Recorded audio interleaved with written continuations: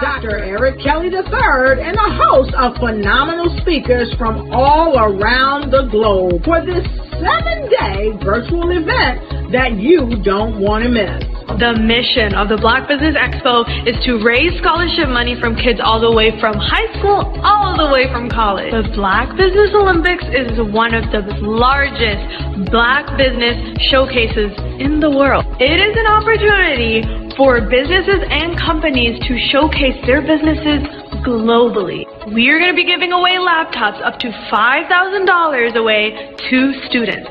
Again, I'm Olivia Appleberry, the founder of 2 Cents Finance and one of the speakers for the expo. I am so excited to see you there. For more info, go to www.blackbusinessexpousa.com or call 919-308-9090 and hope to see you there. I am Black Business. From the moment I wake until the time I sleep.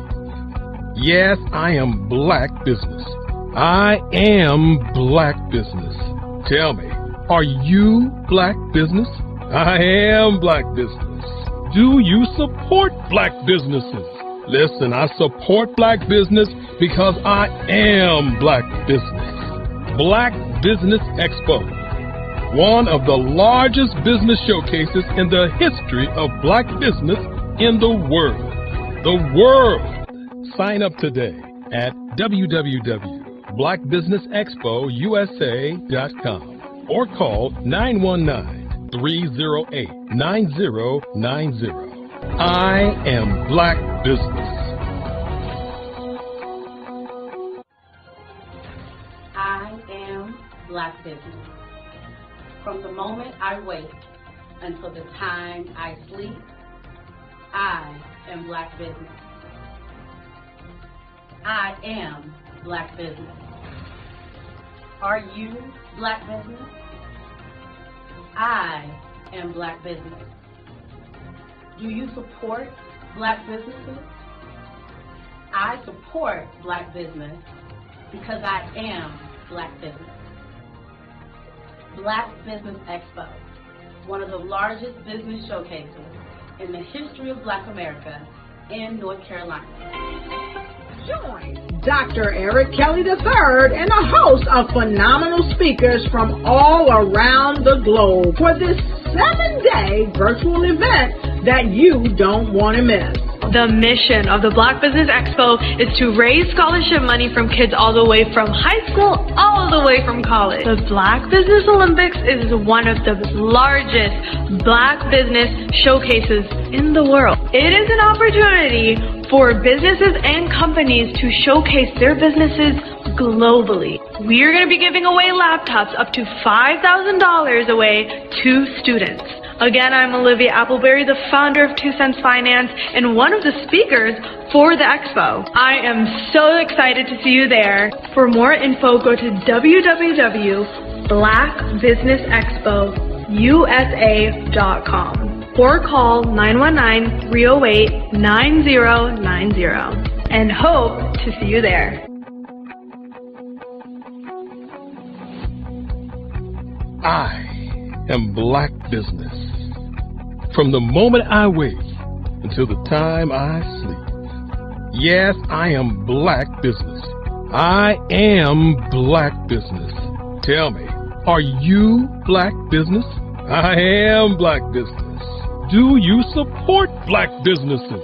Listen, I support Black business because I am Black Business. Black Business Expo, one of the largest business showcases in the history of Black business in the world.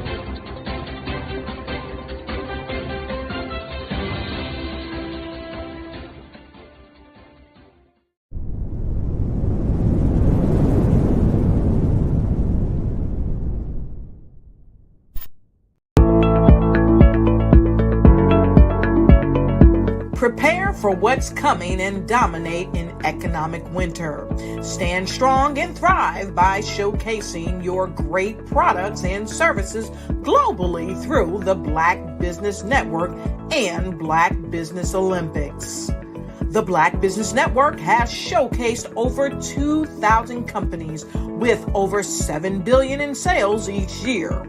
Over 10 million attendees have viewed the rebroadcast each month. Through the Black Business Olympics, unique styles of business training and mentoring are turning students into business owners and entrepreneurial warriors who will dominate in any economy. Gain the ultimate advantage of the Black Business Olympics, 7 days of unbelievable topics and speakers speaking around the globe. Donate your time and experience to provide expertise and scholarships to students worldwide and change the world. Now, more than ever, new insights, tools, strategies, and capabilities are needed. This is your chance for a major presentation to the world. Fill out the form and join the more than 2,000 speakers who have presented to over 200 countries. Join the Black Business Network streaming live into the Metaverse, STEM City, Black Multiverse Enterprises, Hulu, Amazon, YouTube, iHeartRadio, Apple, Facebook, LinkedIn, Pod TV, IBM TV, Spotify, and Google Podcasts. Sign up today. Spaces are limited, and we will see you there.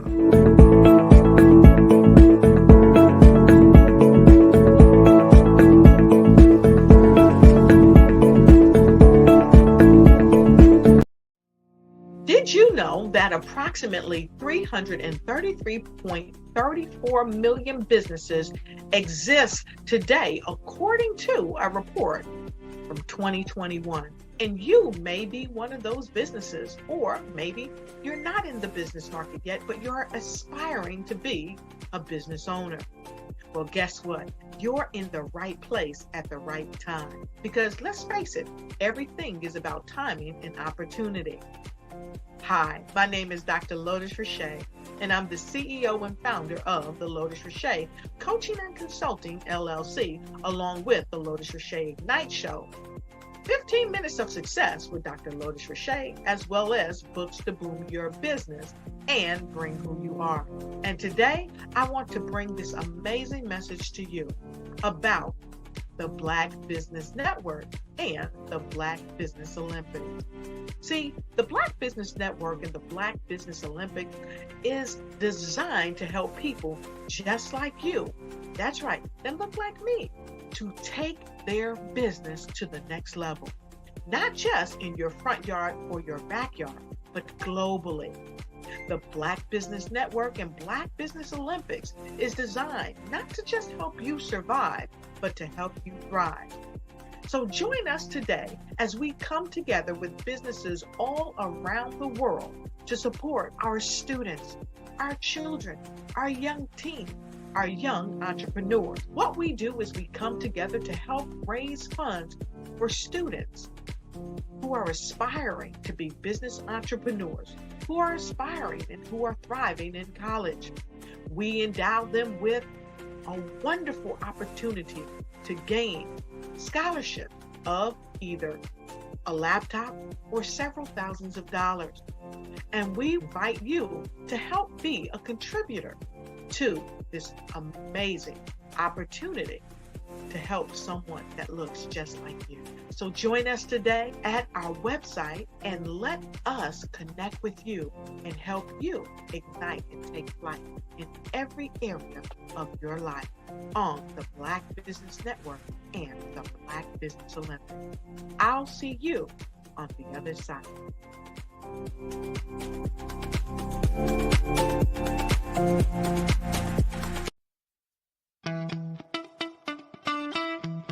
How many times have you been asked to help someone you didn't even know, a student, a business entrepreneur, Or did you ever even ask, where did they end up? That business, that friend, that entrepreneur. Well, just maybe they ended up in a gang, bankrupt, homeless, or worse, dead. Maybe they turned to crime, drugs, and alcohol. Did you ever wonder? Did you destroy their dream, or was your life always so easy? At the Black Business Olympics, we started a movement to help students complete. Give them hope and foster success. Help them to leave their dreams of providing laptops, computers, and up to $5,000 in scholarship funds. Today, we ask you to help a student, a business owner, or an entrepreneur to realize their dream by sponsoring them, supporting them, and buying from them. Consider this. With $1.6 trillion in our Black community, we only ask for a small donation for our students, our businesses, and our entrepreneurs. And you can change a life today. So I ask you, what are you going to do? Sit on the sideline and watch our students in high school be leaving, miss out on their dream from lack of resources? Or are you going to donate to the movement and change their future and yours as well? Give us a call today at 919-308-9090. Change their life by investing with action to the Black Business Olympic Fund. The Black Business Olympics, one of the largest business showcases of Black business in the history of the world.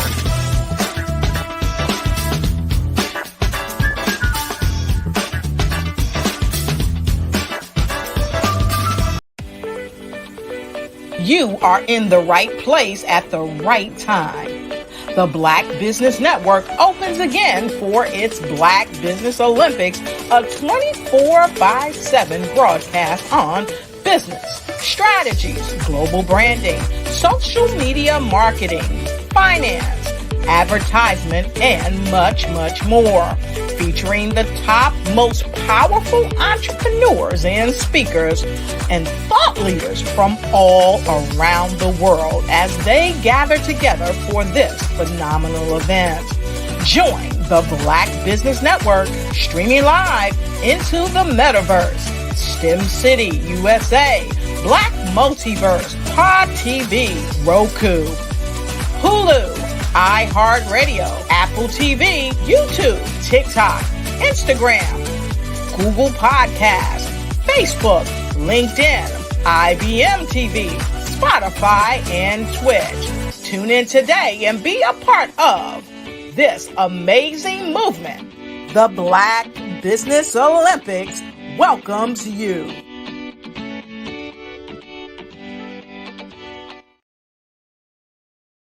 I'd like you to imagine with me, if you will, opening an app where you can collaborate with like-minded individuals from around the world, get inspiration and in-app tools to launch and grow your business, as well as share your knowledge and earn compensation, all in one app. Well, the name of that app is Truso, short for Truly Social. Hi, I'm Matthew Newman, the founder and CEO of Truso, a new concept in social media. Truso is designed from the ground up to be a platform that's both social and empowering for all its users. How exactly do we do that? I'm glad you asked. First, Truso brings the world together via video. Psychologists assert that video provides a significantly more effective connection than audio only. When you enter a community on Truso, you're face to face. Second, on Truso, you don't have to have 1 million followers to monetize. Our business model allows all hosts and moderators to monetize, no matter the size of your following, by 1, producing fee-based content, and 2, inviting others to join the platform as subscribers. Even more, Truso has an in-app resource library with over 100 free resources, forms, and documents to help you build your brand and grow your business. Third, Truso is inclusive. The deaf and hard of hearing communities make up 360 million people worldwide. Unlike audio-only apps, Truso embraces its community, providing a networking platform that allows them to participate via video and closed captioning. We even have a deaf and hard of hearing foundation in the works as well. Fourth, Truso is both social and safe. We refer to Truso as a virtual extension of the beauty shop, barbershop, and brainchild of the community. A place where there's laughter, along with wisdom, growth-oriented conversation, and genuine connections in a safe space. Truso even has proprietary security to ensure we maintain a safe environment for everyone. Where are we at now? Truso is live, y'all. We've launched in beta and we're acquiring users daily. We have an incredible development and marketing team, plus amazing celebrity influencers at the table, helping us spread the word around the globe, beginning within the African diaspora and beyond by creating a safe space for growth, connection, and collaboration. We're truly excited about Truso. We've created something special for which there is a global market. And we invite you to embark on this journey with us as a shareholder. The future for Truso is truly bright. Join us and let's go there together.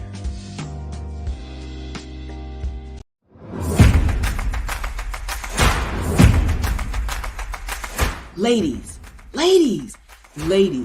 if you're a person who continually pours out, you won't want to miss this upcoming event. October 13, 14, and 15 at the Holiday Inn and Suites in Ocean City, Maryland, where we have a power-packed lineup of ladies who are going to pour into you. If you need to increase your impact, your influence, and your income, this is the event for you. Don't miss the power of sisterhood. These ladies coming from around the world to network and connect with you.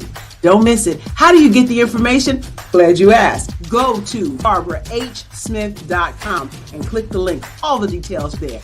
Don't miss Sisters Inspire Sisters to Advance, October 13, 14, 15 at the beautiful Holiday Inn and Suites in Ocean City, Maryland. What you know and I know together can change the world. Follow the Brand TV broadcast host, Grant McGaugh, as he visits with top executives and entrepreneurs to find out their secrets of success with their personal brand. Follow the Brand TV broadcast host as he focuses on brand development to build better relationships, bring value to your business, relationships, and career. You will enjoy listening to each episode that is tailored to speak to you directly. If you're looking for this type of clarity in terms of building your brand, you have tuned into the right station. Each episode will help you to shape a conversation in the 5-star BDM network of 20,000 professionals and become a springboard for your corporate engagement and business opportunities. Each guest will frame their story in the areas of personal branding, business development, career development, financial empowerment, and technology innovation. Grant McGaugh explains why he is the CEO and owner of his own professional career. Grant is an accomplished business leader and entrepreneur who wants to give back to individuals to grow their personal brand strategy. Tune in as he weaves his story about new possibilities, while to you exceed expectations. If you love storytelling, this show will make for fun.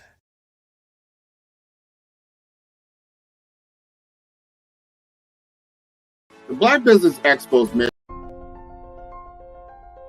What if you could build your own city? A place where every child can find nurturing people to help them achieve their full potential. A place where every adult can access job training support. Where health education is abundant. Where social justice ruled the land. A place without limitations. Welcome. You have arrived at STEM City, USA. It is what every city should be. A safe and trusted community where you find people and resources to help you become everything you are and beyond. STEM City is unlike anything you have ever experienced. It is a digital twin of the world around you, only better. STEM City is about energy and soul renewal. It is more than a digital world. You can almost feel the power of live cultural events, music, and theater. STEM City promises a better future for children with caring mentors and hands-on activities with dedicated tutors to support our youth. STEM City is your passport to a healthy lifestyle with weekly events addressing our community's many issues. STEM City is your financial well-being with helpful information on wealth management, career advancement, job training, and so much more. STEM City is the community you deserve. It is the city where your dreams can come true. STEM City USA, a place in the sky that is accessible to all who reach for the stars.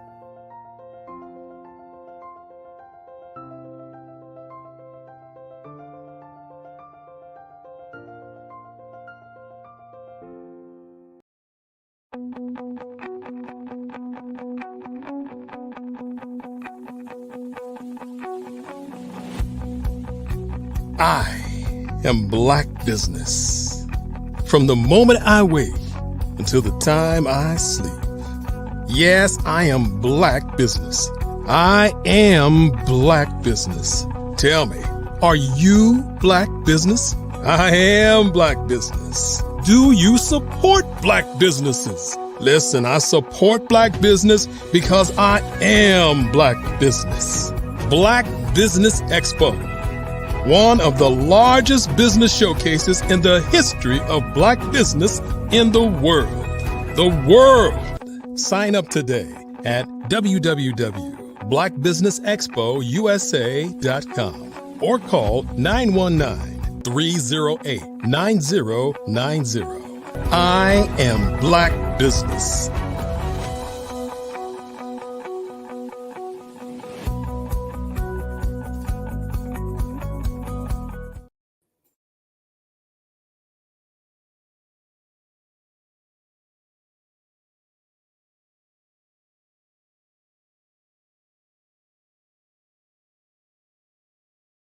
I was born in a little village on the island of Haiti.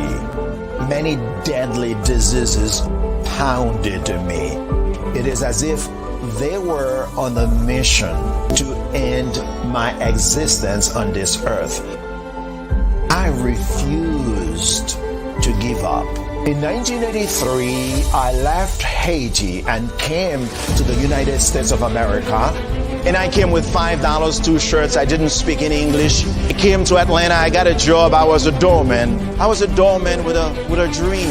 What I used to do, I used to come on stage. I'd rehearse this moment that I'm standing in front of you. That's the power of a dream. Maybe today is the day you begin acting as if you already have it. And then step out with full force. Take a risk. No condition is permanent. Don't let your situation distract you. You are chosen. You are called. You are born for a purpose in this life.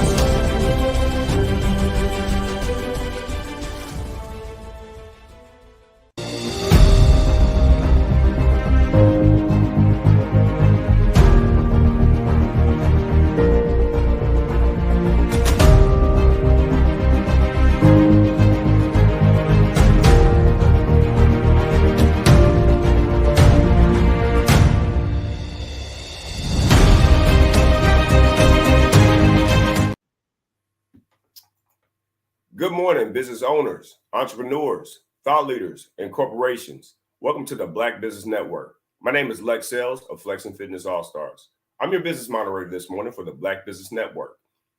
The Black Business Network is showcasing Black businesses, business owners, entrepreneurs, and thought leaders worldwide. We have speakers from North Carolina, London, Singapore, Africa, Japan, and cities all over the United States. The Black Business Network is a global community showing its business knowledge to empower, inspire, and educate businesses about business. Our next speaker is Ms. Alliston Castellarin. of lifestyle wellness consultant with Anchor Wellness. Alison Castellarin is from Guyana. She grew up in the UK, and that's where she's currently based. She lived in Italy for over 30 years, where she worked as a civilian in HR management. With her Air Force and her accomplishments are in the field of detoxification, toxicology, health and nutrition, and including being a qualified rebound exercise trainer. I present to you Miss Alison Castellarin. Thank you ever so much, Alexis. That's such a warm welcome. And I must also say, I love being in this space. Thanks to Dr. Kelly and team for extending that invitation. It's amazing the work that is actually taking place in the community. Excellent job. And now I will just delve in to give a little bit of introduction about my background. I know Lex did a great job also. Yes, I come from the HR community. I was born in Guyana, of course.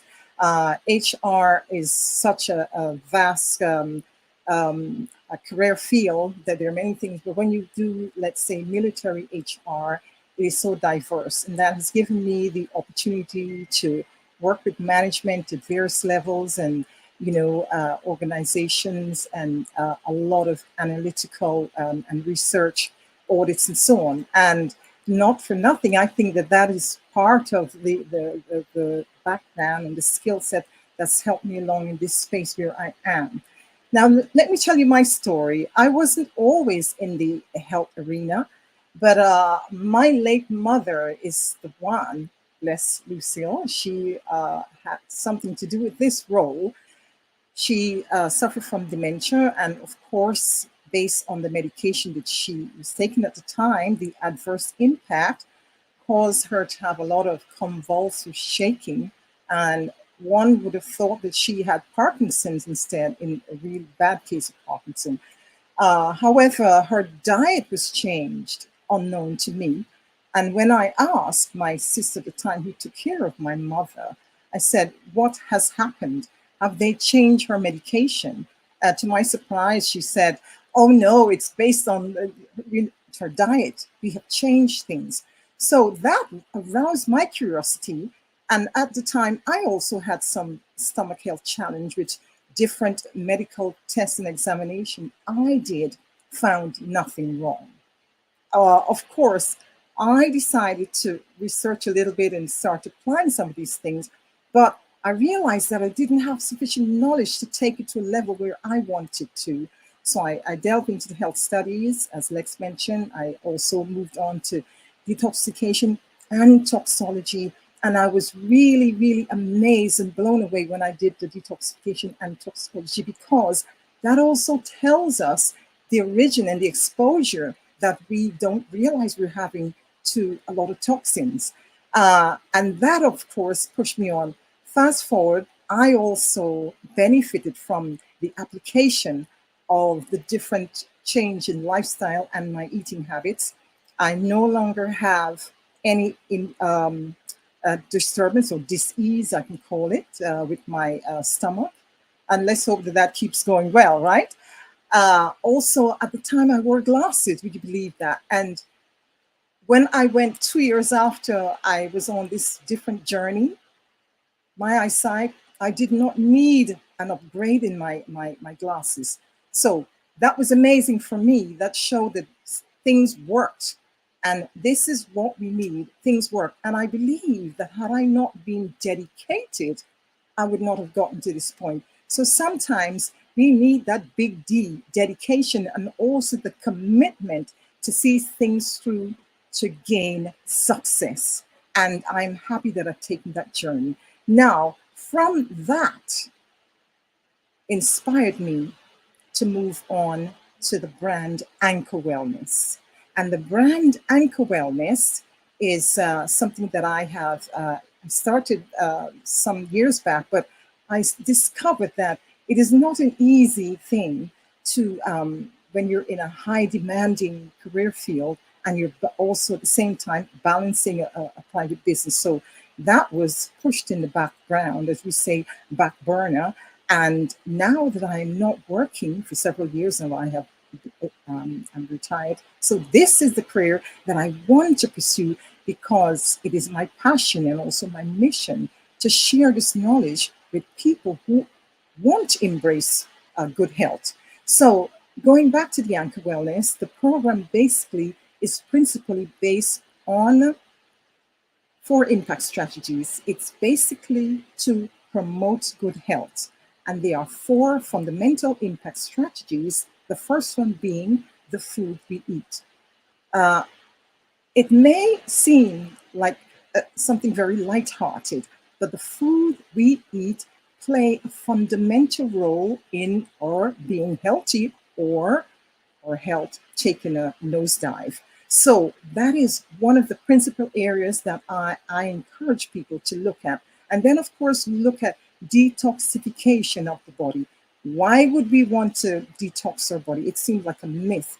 But let me say that detoxification is not something new, is not a fad. It's a science that has been around for centuries, but we have lost our way in the application with the knowledge. The Greeks and the Egyptians and the Romans, they all use the system, Africans also.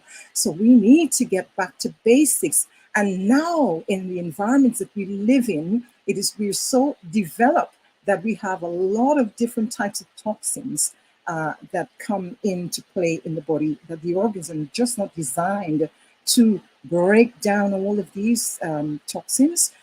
From medication, from the food we're eating with all the additive, preservative, and so forth. So we need to lend a helping hand. That's where we are. And of course, the third one that we have is high energy. Maintaining high energy is fundamental.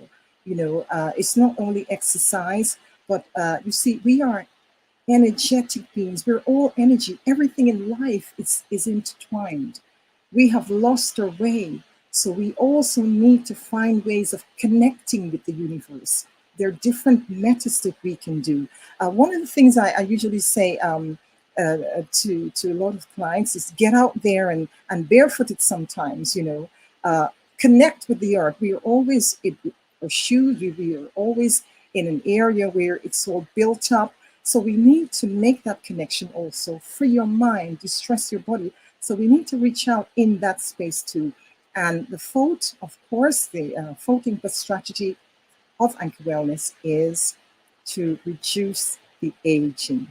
Of course, everybody wants to reduce aging. We don't always want to look our age. We want to look refreshed. But also, once the mind is healthy, once the body is healthy, the mind will flow in the same direction. And we need to get that balance. So this is what Anchor Wellness is about. So let me tell you also, if you want, you can reach out to Anchor Wellness at http://anchorwellness.life. That is the website that we are found on. If you want to email us, of course, please do. We love to hear from you. info@anchorwellness.life, or alternatively, here is our phone number. It is US. You can reach out on 812-575-0581. Or UK, if you're in the UK, we are on the international code would be +44 7592 966 015. So I am so happy and delighted to be in this space. It seems sometimes I think like I'm a child again, with all the excitement to share knowledge. One of the reasons why I feel that a lot of people aren't embracing the healthy lifestyle, I'm talking today, by the way, a little bit. I want to share some information on the foods we eat, because fundamentally that can actually build up the health or break down your health. And the foods we eat, if we're eating overall foods that are fried, that are cooked, cooking destroys a lot of the nutrients in our foods. We're eating a lot of foods like refined foods. We're eating a lot of foods that have additives. In supermarkets today, we can eat there. After all, you are responsible for your health. You are each responsible for your health. And take responsibility is basically what this program helps you to do. Going solo is not something that you're ever going to do because we have the mentorship that will guide you on the way as well. So these are things that you can embrace. Be a little committed. Baby steps will get you there. So now I take a little pause. I see Marsha on Good morning. Hello there. Hi, good morning to you. Yes. Marsha, having a good day? Thus far, I'm starting it with you, so it's going to be good, right? Definitely. So what part of Africa are you from? I'm from Guyana, which is actually located in the coast of South America, bordering Brazil and Venezuela. Venezuela is actually on the border. So that's the part of South America. Yes. Wonderful. Wonderful. Mm-hmm. So you've been doing a lot of healthy living. And I think that myself included, that we need to get a real perspective on the food that we eat regularly and making certain that we are conscientious about that intake of food. Why do you think people don't always introduce a healthier change in the foods that they eat? Well, Marsha, I believe one of the difficulties in this is that, we have a learned lifestyle from childhood, and no one has ever taught us what is healthy eating options. So it's not easy to break the habit. It's not easy to break such a stronghold. Sometimes people have busy lifestyle and whatever. There are many aspects of that, why people aren't embracing. Sometimes people haven't got the knowledge or they haven't got the support.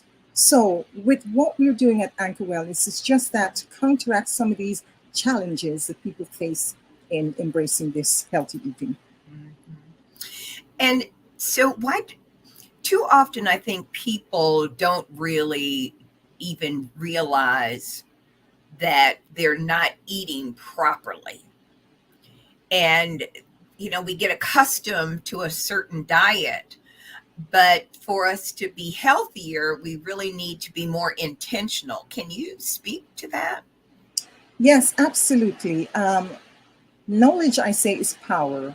And one of the things that I say, if you're not aware, like I wasn't aware at the time when I saw food and my taste buds run havoc, oh, that's so delicious, you get that water in your mouth when you think of that lovely, delicious fried chicken, and you will eat it very often. So, the body needs also gradual change. You shouldn't implement any change to the body drastically.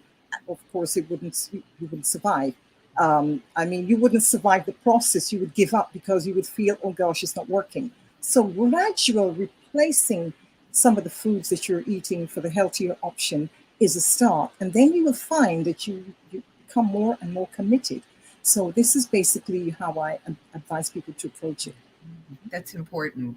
Yeah. So, but let's also talk about how does fiber, and we're seeing a lot of that, particularly here in commercials, it's full of fiber. What is fiber, first of all? And why is it so important to the body? Yeah, well, first of all, fiber is the roughage that you will get to help break. Body has to break down fiber in all the foods, most of the foods we eat. And you get a lot of fiber from vegetables.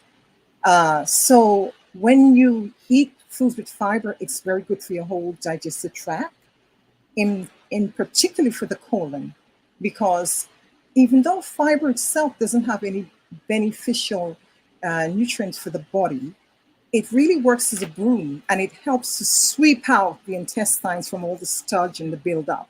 So we need fiber. People are suffering from constipation, things like that, and because lack of fiber, and there are other things, of course, but the main thing is fiber. So what's fiber? Can you identify what types of fiber there are that people should be focused on? Well, I would always say get it from the natural foods like fruit and your vegetables have fiber. You can also use grain. Grain have fibers. Any whole foods, instead of doing the white rice, you can use brown rice. I always say brown over, the refined. And that's where you're getting your fiber from. Mullet is another good means of fiber. And the body love this kind of food. It responds, your colon will respond a lot better when you're eating fiber.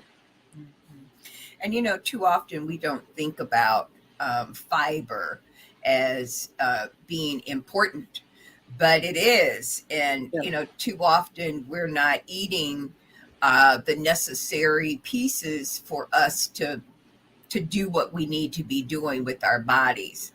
And I know I'm guilty of it sometimes, and particularly I like chocolate.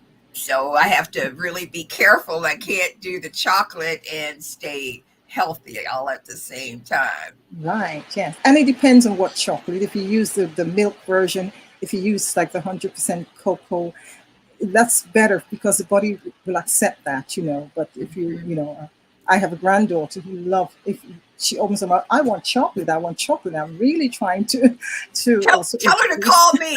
Yeah, we'll get along just fine. Absolutely, I can see that.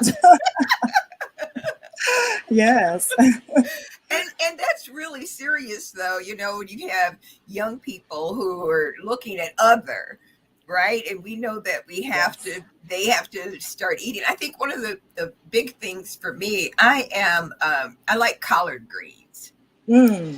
So I could eat collard greens for breakfast, lunch, and dinner. Really, absolutely. If I ever turn to a vegetarian, that would be my go-to. Your favorite, yes. Mm-hmm. Well, I hope it has fiber.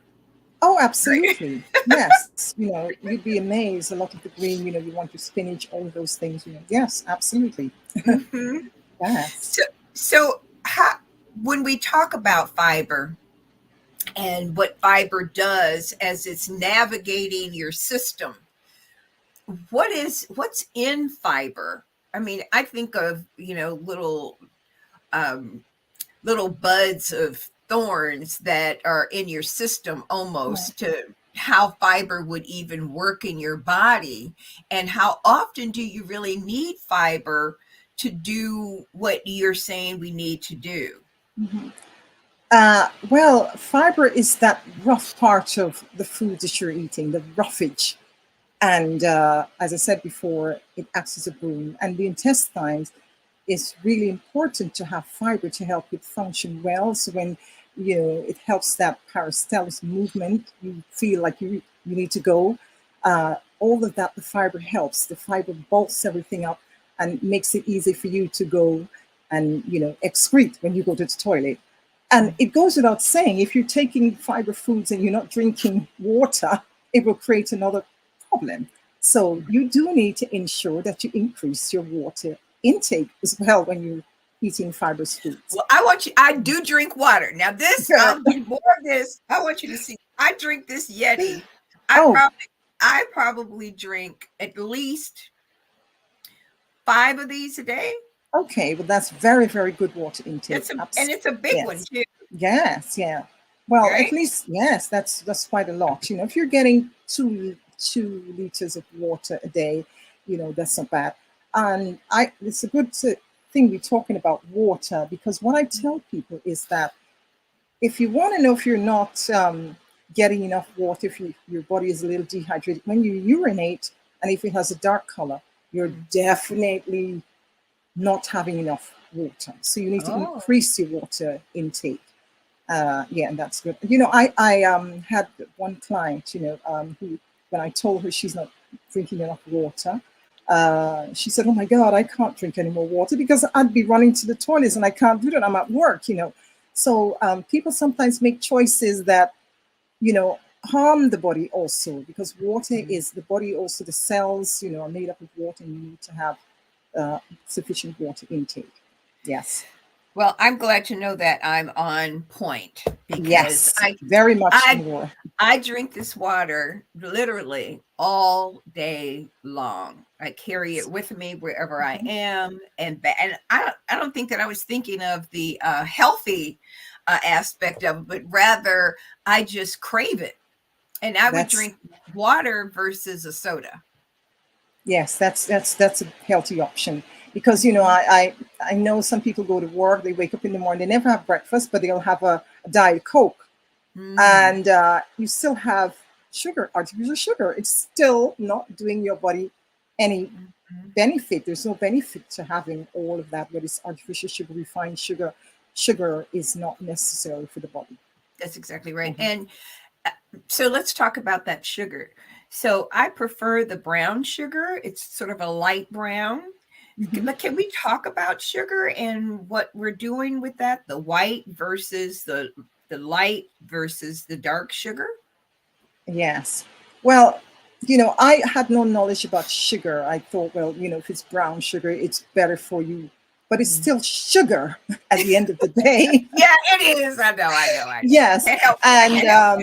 And I know that it's a craving that we have learned, because I found that there are some people in Central America and some people in Africa, funny enough, who don't seem to have that sugar craving as we do more in the Western world.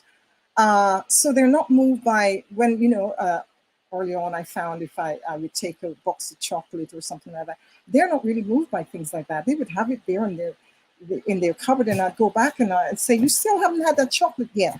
They're just not craving sugar as we do. So I think it's more in our society that we've learned it, and of course they're becoming more developed in our societies too.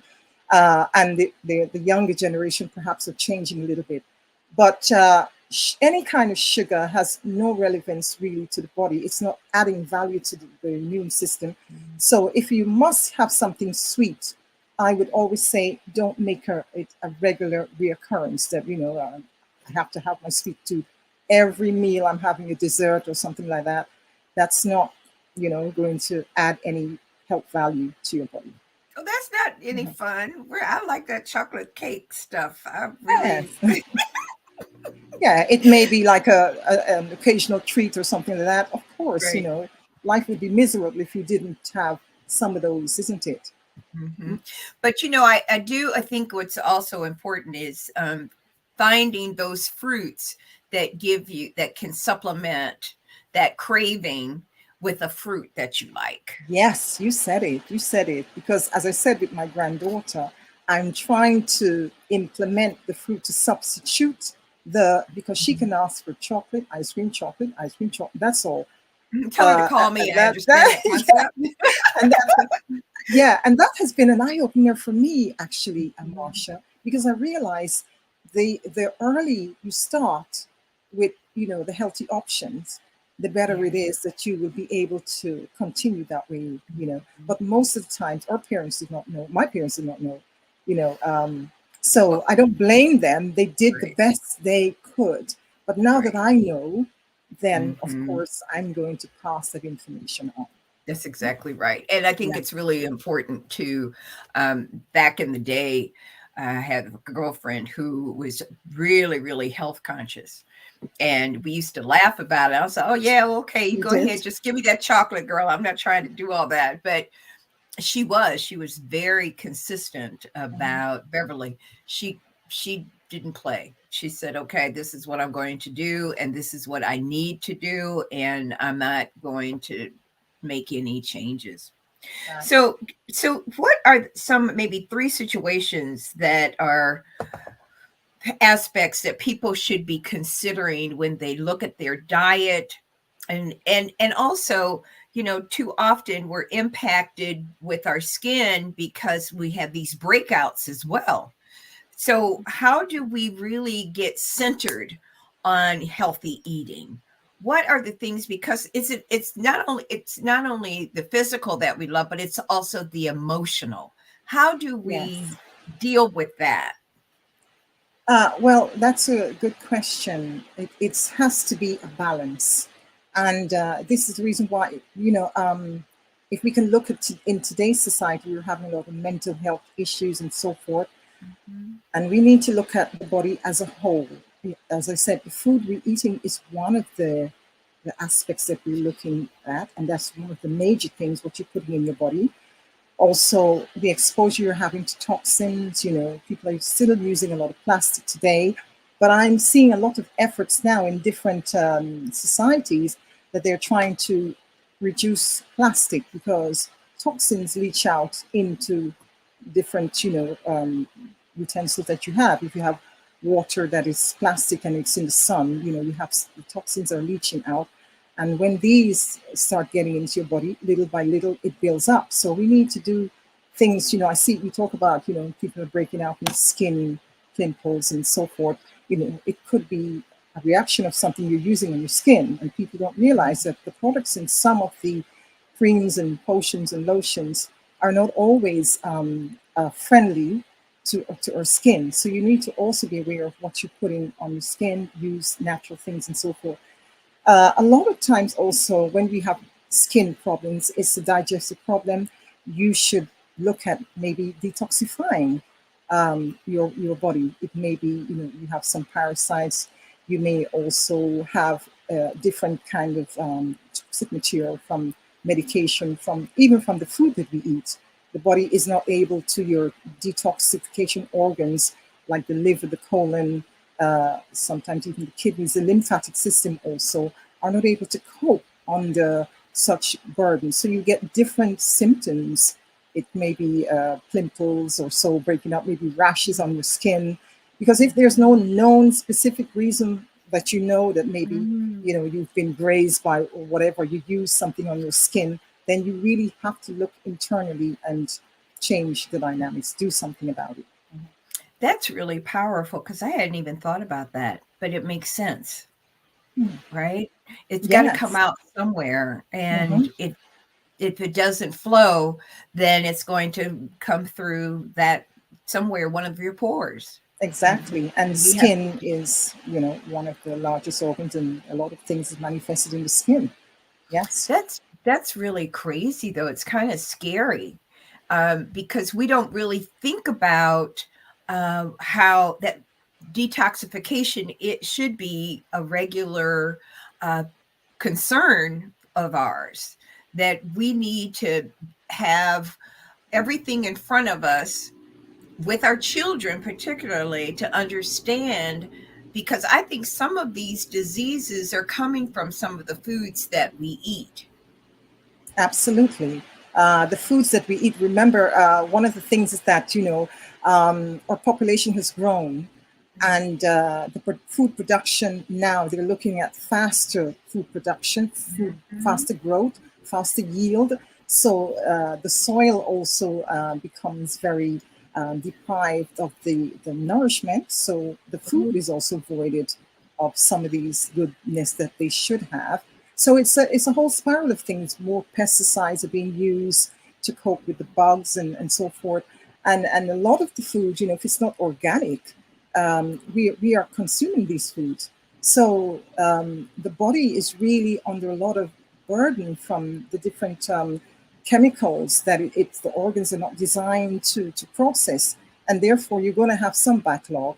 So detoxification works in a way where you're saying to your body, I'm going to actually give you a break so that you can go in and work on the backlog. I'm going to use certain foods and maybe herbs at the same time so you can go in and deal with the situation. And that's part of its fundamental thing to do. So the frequency of detoxification, if you're already eating healthy, a lot of people are embracing that now too, but there's still a great majority of people who aren't, right? Let's face it, the world is what it is. So what you can do is a periodic detoxification, like every 90 days.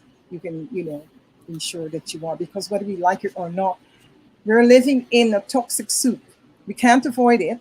There's no other planet to go on. So let's make the most of it. And yes. And so let me just say something. When we detoxify, should we be almost on a regimen of fasting as well?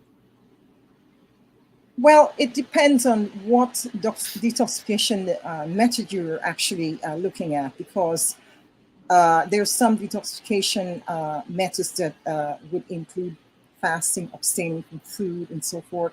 And there are others that would you would abstain from eating any cooked food or fried or any processed foods. So, but you will have to abstain, because if you are getting rid of things that aren't beneficial for the body, or certain substances, it's no good if you're going to be inputting the same things.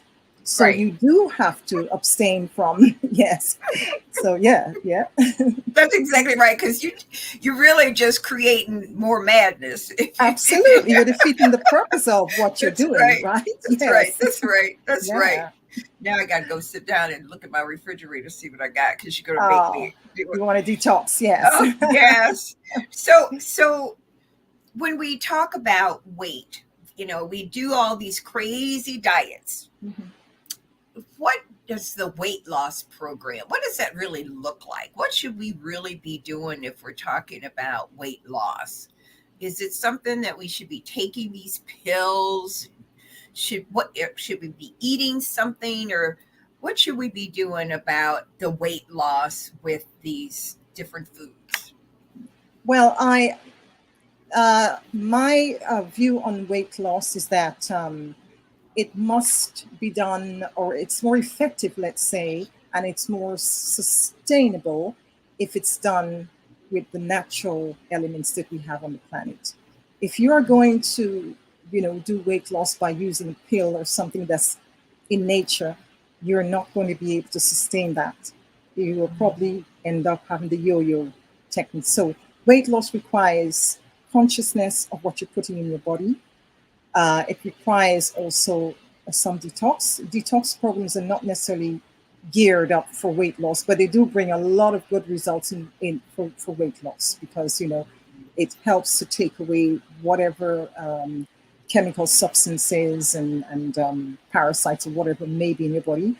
And the fat burning side, of course, means that you are going to do some form of movement, because you must have the combination of those. So it should be, I see it as a lifestyle shift. And that's what people, if you're looking for fat, it will end at a certain point. But if you're looking for a lifestyle shift that you want to maintain and you're determined, the big D again, you will succeed.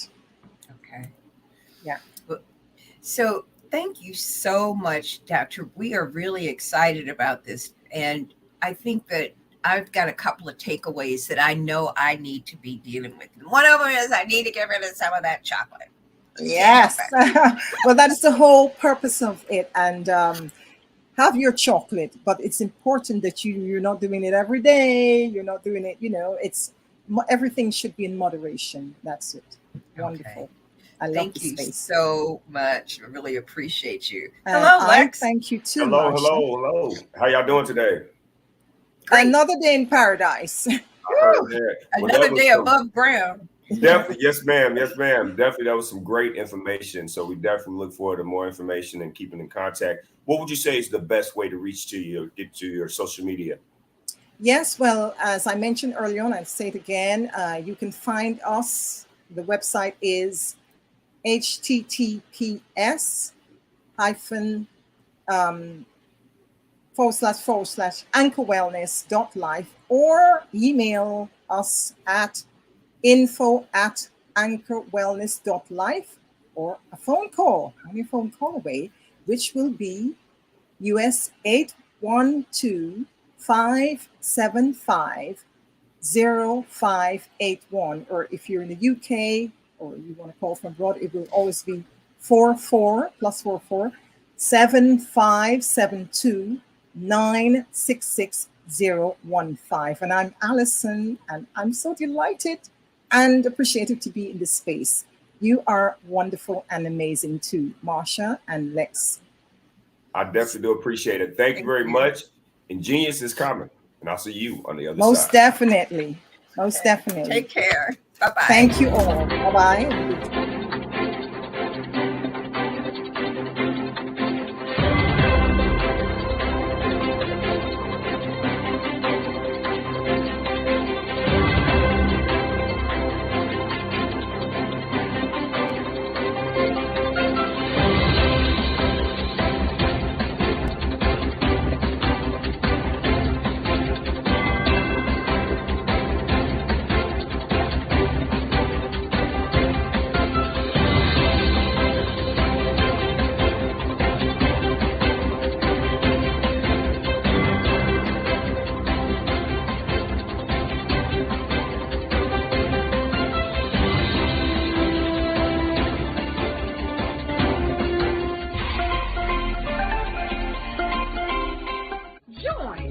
Dr. Eric Kelly III and a host of phenomenal speakers from all around the globe for this 7-day virtual event that you don't want to miss.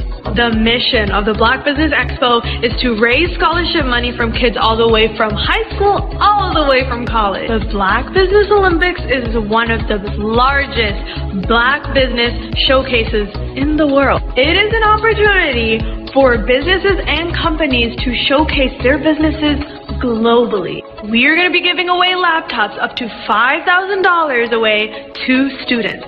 Again, I'm Olivia Appleberry, the founder of 2 Cents Finance and one of the speakers for the expo. I am so excited to see you there. For more info, go to www.blackbusinessexpousa.com or call 919-308-9090 and hope to see you there. I am Black Business. From the moment I wake until the time I sleep. Yes, I am Black Business. I am Black Business. Tell me, are you Black Business? I am Black Business. Do you support Black businesses? Listen, I support Black business because I am Black Business. Black Business Expo, one of the largest business showcases in the history of Black business in the world. The world!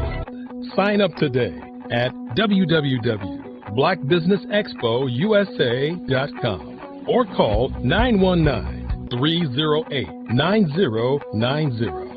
I am Black Business. I am Black Business. From the moment I wake until the time I sleep, I am Black Business. I am Black Business. Are you Black Business? I am Black Business. Do you support Black businesses? I support Black business because I am Black Business. Black Business Expo, one of the largest business showcases in the history of Black America in North Carolina. Join Dr. Eric Kelly III and a host of phenomenal speakers from all around the globe for this 7-day virtual event that you don't want to miss. The mission of the Black Business Expo is to raise scholarship money from kids all the way from high school, all the way from college. The Black Business Olympics is one of the largest Black business showcases in the world. It is an opportunity for businesses and companies to showcase their businesses globally. We are going to be giving away laptops up to $5,000 away to students. Again, I'm Olivia Appleberry, the founder of 2 Cents Finance and one of the speakers for the expo. I am so excited to see you there. For more info, go to www.blackbusinessexpousa.com or call 919-308-9090 and hope to see you there. I am Black Business. From the moment I wake until the time I sleep. Yes, I am Black Business. I am Black Business. Tell me, are you Black Business? I am Black Business. Do you support Black businesses? Listen, I support Black business because I am Black Business. Black Business Expo, one of the largest business showcases in the history of Black business in the world. Attention all entrepreneurs and companies. Are you looking for reliable and efficient virtual assistants and back office support to help you manage your business tasks? Look no further than Superwoman Business Services. Our team of virtual assistants provides a full range of administrative support services, including operations management, social media marketing, and much more. We also offer website design services to help you create a professional online presence that reflects your unique brand. In addition to administrative support and website design, we offer business development and structuring services to help you grow your business and achieve your goals. We'll work closely with you to identify areas of improvement and develop a customized plan to help you reach your full potential. At Superwoman Business Services, we understand that running a business can be overwhelming and time-consuming. That's why we're here to help you fly high and achieve success. Our virtual assistants are highly skilled, experienced, and dedicated to providing you with the support you need to thrive. Come fly with us and take your business to new heights. Let us help you become the superhero entrepreneur you are meant to be.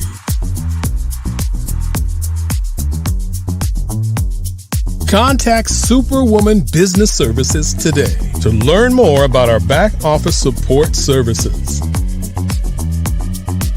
Come fly with us and take your business to new heights. Did you know women represent just 3% of Fortune 500 CEOs and less than 15% of corporate executives at top companies worldwide? Have you wondered what the secrets are to getting into the top ranks, whether in the private or public sector? Do you want to figure out how to stop being held back in your career or passed over for promotion? Then you're in the right place. Hi, I'm Dr. Madeline Ann Lewis, President and CEO of the Executive Women's Success Institute. I have decades of experience in the military, the federal government, and corporate America, and my mission is to help women succeed and tap into their full potential. I want to reach 1 million plus women around the world to become the leaders they are meant to be.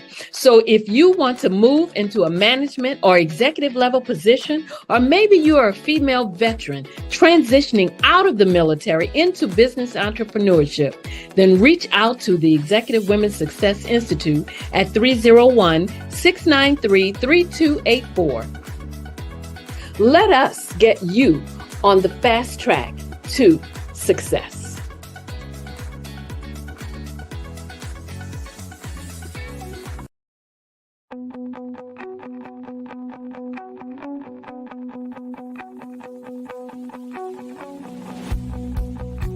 I am Black Business. From the moment I wake until the time I sleep. Yes, I am Black Business. I am Black Business.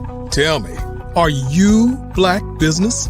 I am Black Business. Do you support Black businesses? Listen, I support Black business because I am Black Business. Black Business Expo, one of the largest business showcases in the history of Black business in the world. The world! Sign up today at www.blackbusinessexpousa.com or call 919-308-9090. I am Black Business.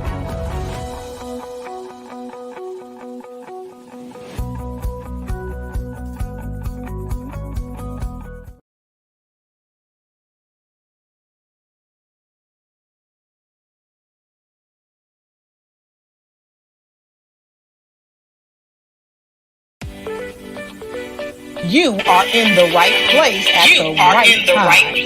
The Black Business Network opens again for its Black Business Olympics, a 24/7 broadcast on business, strategies, global branding, social media marketing, finance, advertisement, and much, much more.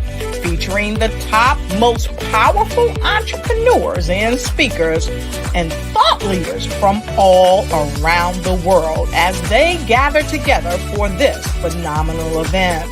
Join the Black Business Network streaming live into the metaverse, STEM City USA, Black Multiverse, Pod TV, Roku, Hulu, iHeart. Hello, good morning, good evening, good afternoon, wherever you are in the world, and welcome. Business owners, entrepreneurs, thought leaders, and corporations. This is the Black Business Network. My name is Enolia Foti, founder and CEO of Enolia LLC, Director of Operations for Vision Afrique Development, and CEO for Expressions of Humanity Foundation. I am your business moderator from Angola, Africa, for this morning on the Black Business Network. The Black Business Network is a 24-hour business network showcasing Black businesses, Black owners, entrepreneurs, and thought leaders worldwide. We have speakers from North Carolina, London, Singapore, Africa, Japan, and all cities all over the United States. The Black Business Network is a global community sharing its business knowledge to empower, inspire, and educate businesses about business. With our topic being business and culture, we'd like to introduce to you Coach Trey Bell.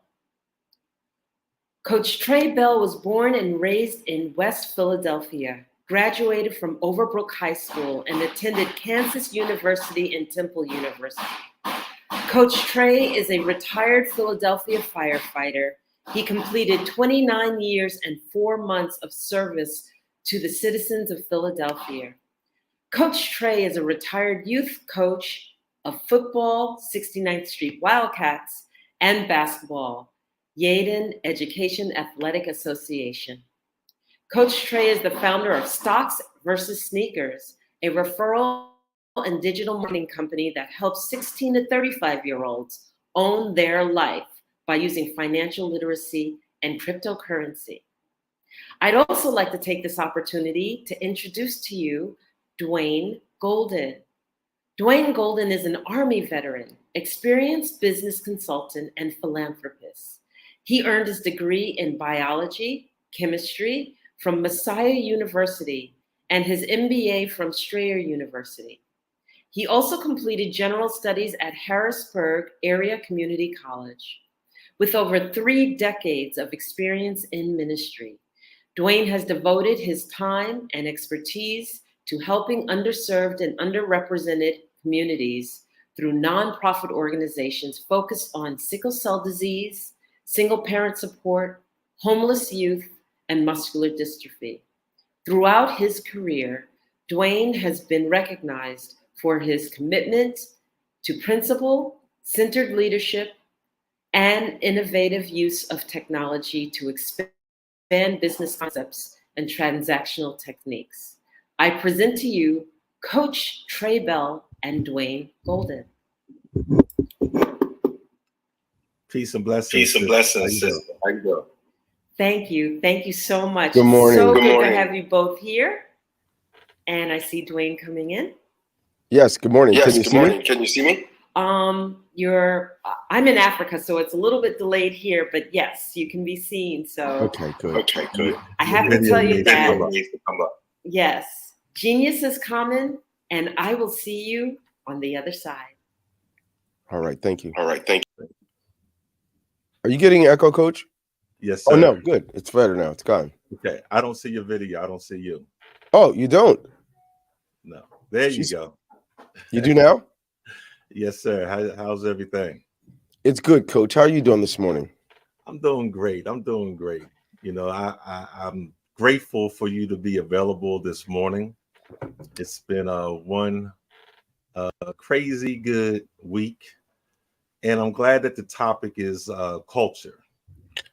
Yesterday, I had the opportunity to visit the Derby Monarchs football team.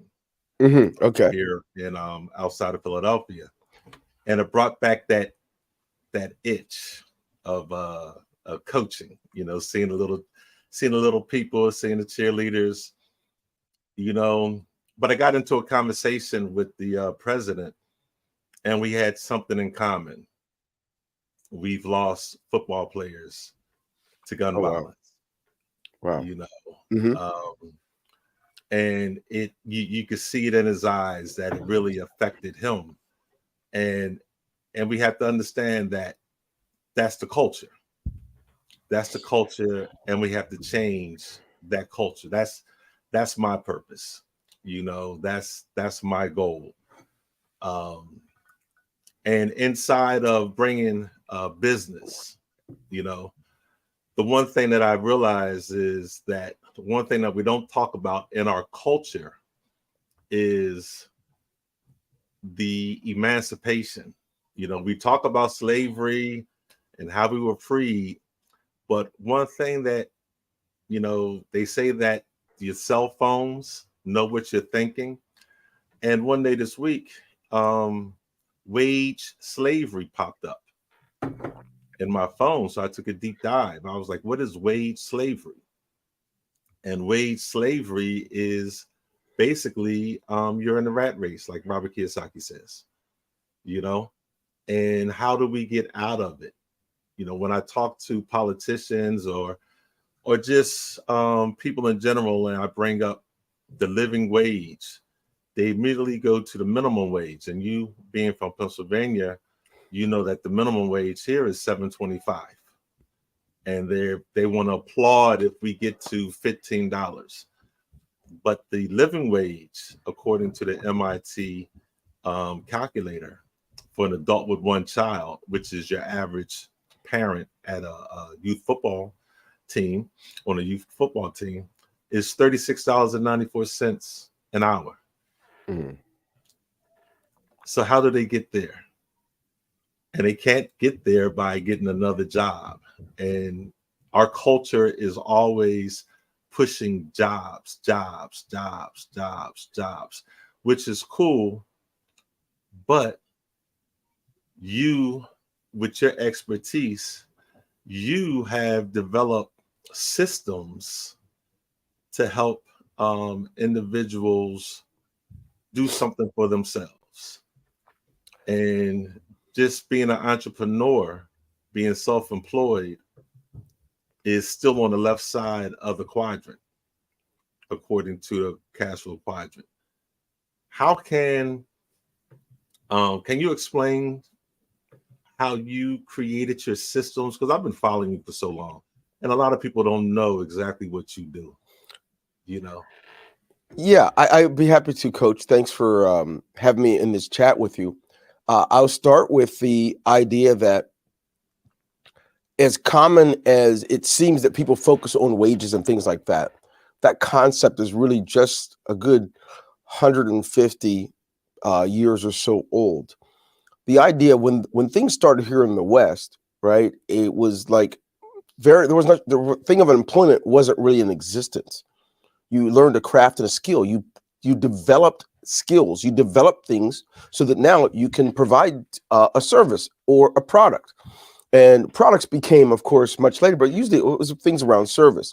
The people that were employed were indentured servants and or public servants. But other than that, that's a newfound thing to help the big machine work that we have here in the United States. That's why it takes 12 to 16 years to have someone completely conditioned to focus on jobs.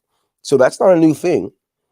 But if you think about the way the world worked a good 100, 150 years, well, about 150, 170 years ago, you were a blacksmith. You were, or not you, but it's right. We may have been slaves at that time. But the way the world operated was through bartering and different services. You might have owned a saloon. You may have run a trough company where you created troughs. You may have made furniture by hand, a blacksmith, an apprentice. And so those things determined income, not the government deciding what people make. Those are things that are subliminally put into our mind as we go through the educational system. And many don't know that 170 years ago, 200 years ago, only about 16% of our population here in the country was educated. Everyone else developed skills outside of that. Not that education is not important. It's just that we flipped. We made everyone into drones, and to spend the first 18 to 24 years of our life being conditioned and trained so that we can make the big machine work. That is, go get a job so that you can consume these things. And then eventually things like credit and other things got placed in there. Now, if you take a look at our post-slavery mentality, we fit right into the big machine. And so I was never comfortable. I had 23 jobs in 19 years. I don't know why. I don't know if God put something in me. I was never satisfied with just routine. And so it wasn't money that attracted me. It was the ability to be able to use my mind and use why I'm here, my wiring. And so it didn't matter what a company paid. If it didn't fit right, I didn't stay. In the old days, that meant you were unstable. Nowadays, it's very common, right?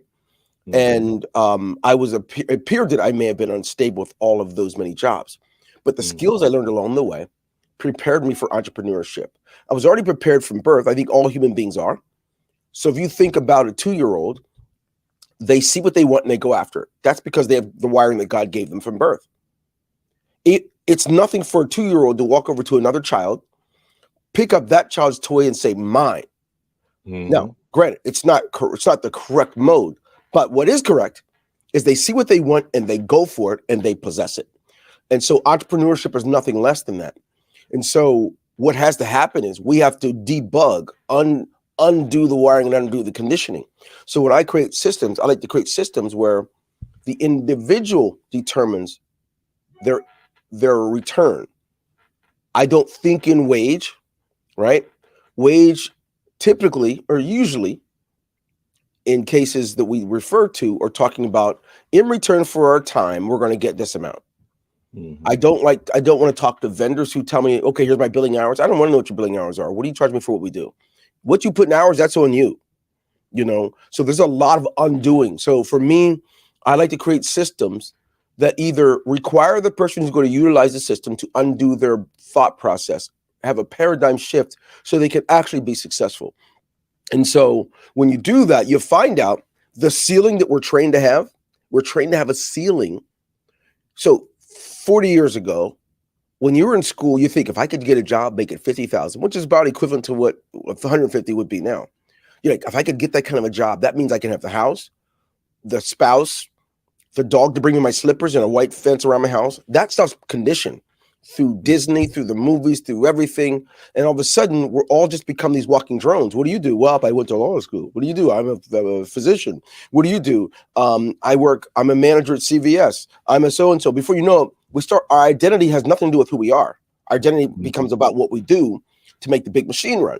So my ideas that I integrate into systems that are built have to do with that individuality. What can I do, right? So I can exchange a whole lot of value for a little bit of income or a little bit of return for that exchange. And when you do that, you can build true wealth, long-term and residual. But it doesn't happen unless you get rid of the old conditioning. See, the old conditioning makes you think things that remove the ceiling are it's too good to be true. It's a scam, all those things. Now, so if you think about it, the average hours worked, right? If we round it up, the average hours worked a year for an employee is 2,078.4 hours, but they say 2,080. No one ever thought about this. I mean, it's always bugged me as a teenager. If I gave 2,078.4 hours to me, how much could I make? So at the age of 40, I mean, I was ahead enough. I'm like, all these years, how much money am I making for the people I'm working for? I don't care what they're giving me. What if I gave that to myself? What happened when people like Michael Jordan gave all the hours of work towards their craft so they can demand their return? What happened when people do that? So I wanted to create systems where the ceiling is removed. So did you know there's really very few professions in which the ceiling is gone. And so what we do know is that the wealthiest people in the world sell. They sell services. They sell the very shirt you're wearing. They sell the very houses you're wearing.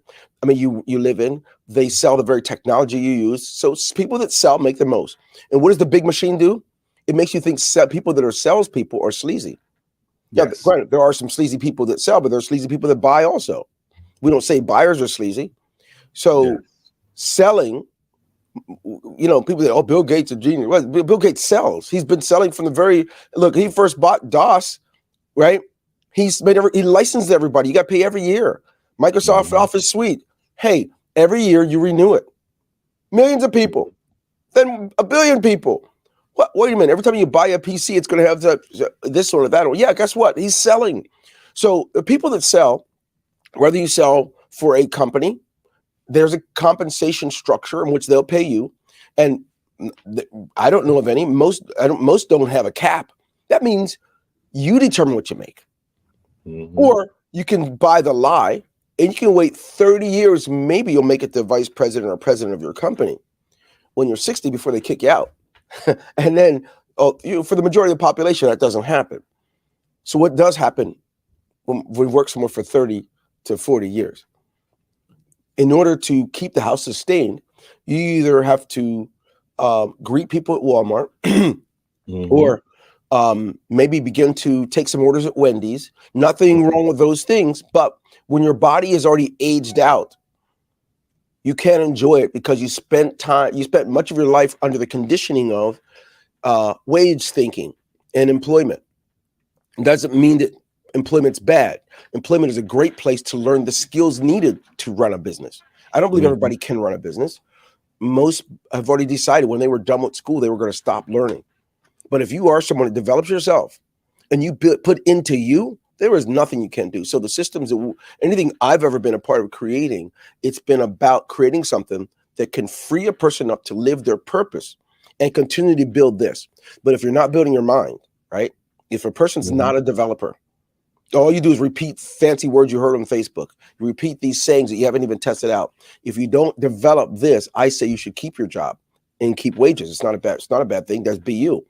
But if you are out on the ledge and you're stretching and learning and you're doing those things, then you do it. And you do it and you get into entrepreneurship. So I went on a tangent because that's something that's dear to my heart. I don't know that it's necessarily the Black culture. It's the American culture. It's American when we culture. think about the jobs and the wage sinking.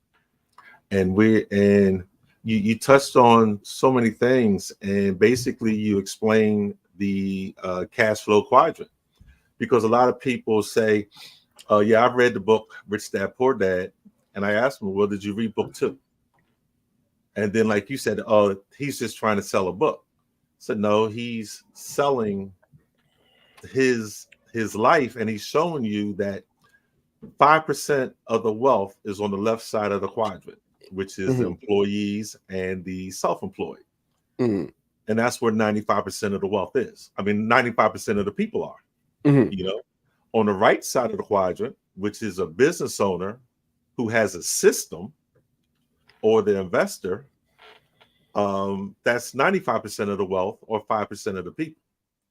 And when I go through the different stores and see the young people, I'm looking at all that untapped potential, you know? And yeah.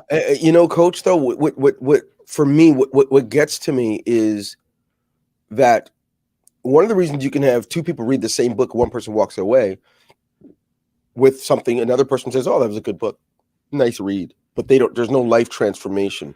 I truly believe that the keys have always been into what it says in the book of Proverbs: get wisdom, right? And forget it not. You know, we have to. So wisdom is the derivative and byproduct of knowledge that gets applied. So if you know something and it's just a great read, that's what person it doesn't really transform into wisdom. It's just some new information. But when you can take the fact of the things you learn and then begin to implement it and apply it, now all of a sudden, there's where the wisdom comes from. So what I wanted to say is that if anything, we've got to stop. I mean, it doesn't matter what culture, this is the American culture, but we got to stop it in the Black community, this thing of, well, when will I ever use that? You haven't even lived long enough to know, right? One step at a time. Everyone says it and everyone buys into it.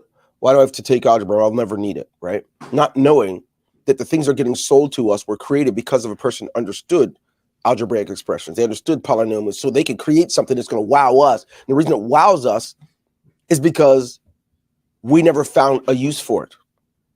When will we need that? And so I say we have to learn and understand. Of course, we're not going to believe in things that we can't see. That's why we still have flat earthers. That's why we have people that say, well, look, I mean, I've heard someone say, I mean, how do I know this is Japan? Have you ever been there? I've been there. But the point is, people begin to believe only what they can put their mind around because they won't expand their mind. We have to train our kids to look beyond it. Don't just sit and hear something. Hear it, check it out, do your homework. Don't learn your politics from Facebook. Don't learn what you believe from what you only see. Dive in, peel back the layers. There's nothing wrong with learning about how the stars operate in their orientation. There's nothing wrong with going deeper. And that's where we lose. We've replaced development with a great movie that has a good plot. We've replaced some new great knowledge with scanning Facebook for some partial truths or scanning YouTube for some partial truths. So that's where my challenge comes in, is that these things are byproducts of what's going on in our community. Yeah, we're shooting each other. It's about survival. And our ancestors had to survive. But what they did when to survive is they came together. Yes, there was addiction problems in our communities 150 years ago. There were other issues in there.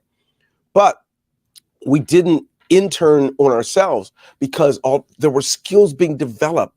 Don't you look back and see all the things you found out that an African American built? They didn't just build it. George Washington Carver wasn't just one day, oh, there's peanut butter. No, he's a scientist, man.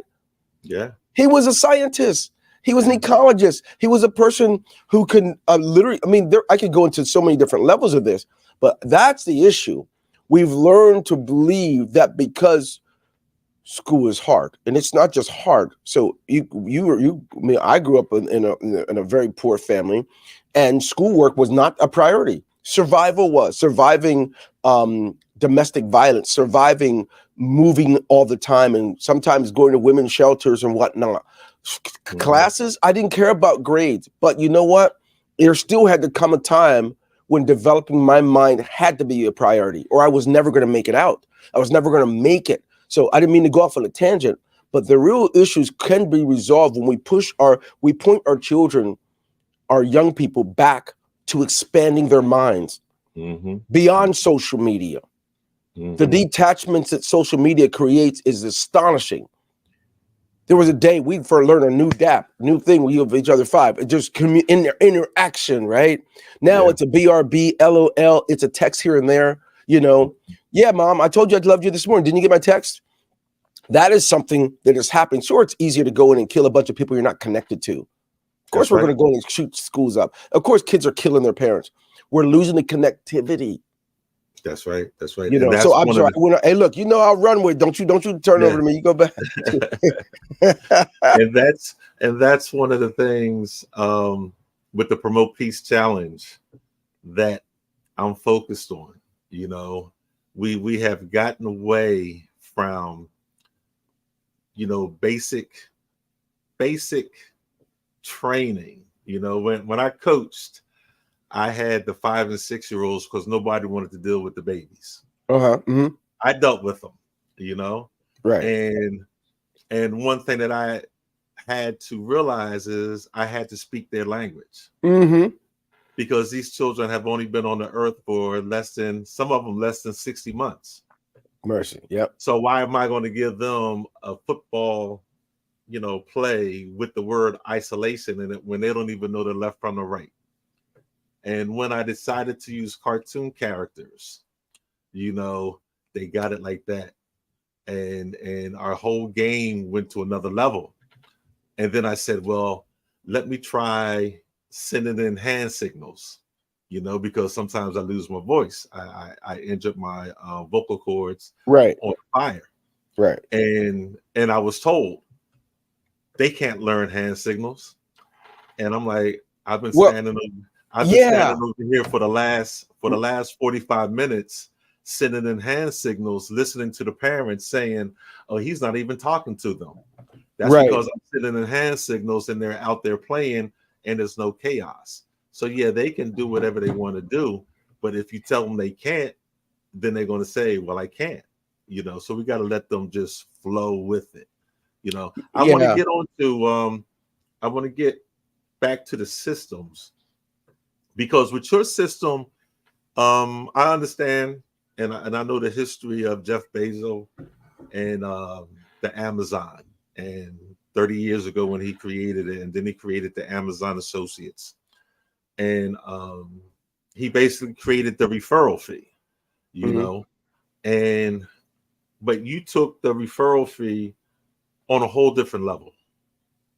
You took it on a whole different level, especially with your E1U Life, which I'm using, and that's going to be part of my fundraising package for my club. But why did you do that? Why did you create a system that pays so much in referral fees? I didn't create that. Okay, I did create it, but I didn't create it. I think that was not my concept. That concept was a good one. That was created by a colleague, or I shouldn't say a colleague, but a customer of mine. We created that system for him in, I think, 2015 or 16. It was not my creation because I believe that the fire needs fed if it's going to be able to, if it's going to be sustainable. And so I created that for the client. And with a model like that, it is great to offer 80, 90%, and sometimes 100 to those people who move it. Like Jeff Bezos offers what, 10%, and then up to 20 if it's for gaming systems, which does really well. Walmart offers what, 3% or something like that. Target offers 8%. A lot of companies offer a percentage if you sell their products for them, which is good. Even with those, you can build a lot of wealth because of technology. You don't go door to door and sell like vacuum cleaners, right? You have a system out on the internet, and when people find it through Google searches and all that, you can they buy it. You make a lot of money. Doesn't matter what the percentage is. So the model was to help that customer or that client of ours to have his own system, and he sold it himself. So it was a great model for what he did. For us, we wanted to make sure when he was not able to sustain it any longer, we could create things around it to continue that flow. And that's what you've been experiencing, is when someone makes a sale of something that costs a couple $1,000s and they end up earning a few thousand. Wow, what a remarkable thing. That is great. However, there are limits to it. Sustainability is important.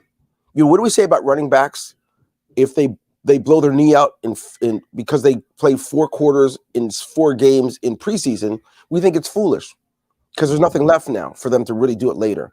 And so I equate the model to that if the company is not selling it themselves. So the model is great. It works. And anytime a company is going to offer you a percentage of something, and then they give you means to do it, it doesn't have to be our system, any system. You now have something that's way more powerful than having a boss, right? You have something that's more powerful than even a government assistance check or retirement check. You've got something that has no limit on what you can make. For example, why do people like to go to America? Because you can go as far as you want to go. I know people are going to say, if you're black, you can't. If you're from Croatian, you can't. That's a non-truth. The truth is, you can earn as much as you wish. It has nothing to do with your color. In fact, a lot of customers I have, they don't even know that I'm black.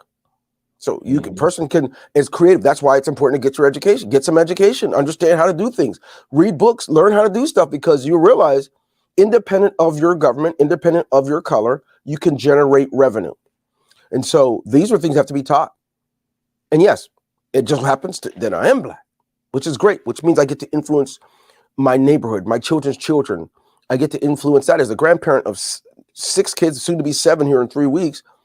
It's vital for me to demonstrate that, yes, you can do what you want to. There is zero excuse. And yes, I was talking to a man that lived in cars as a child, lived in abandoned houses. So it ain't about just because I'm black and I'm poor and have nothing. It just means the way out is to expand this.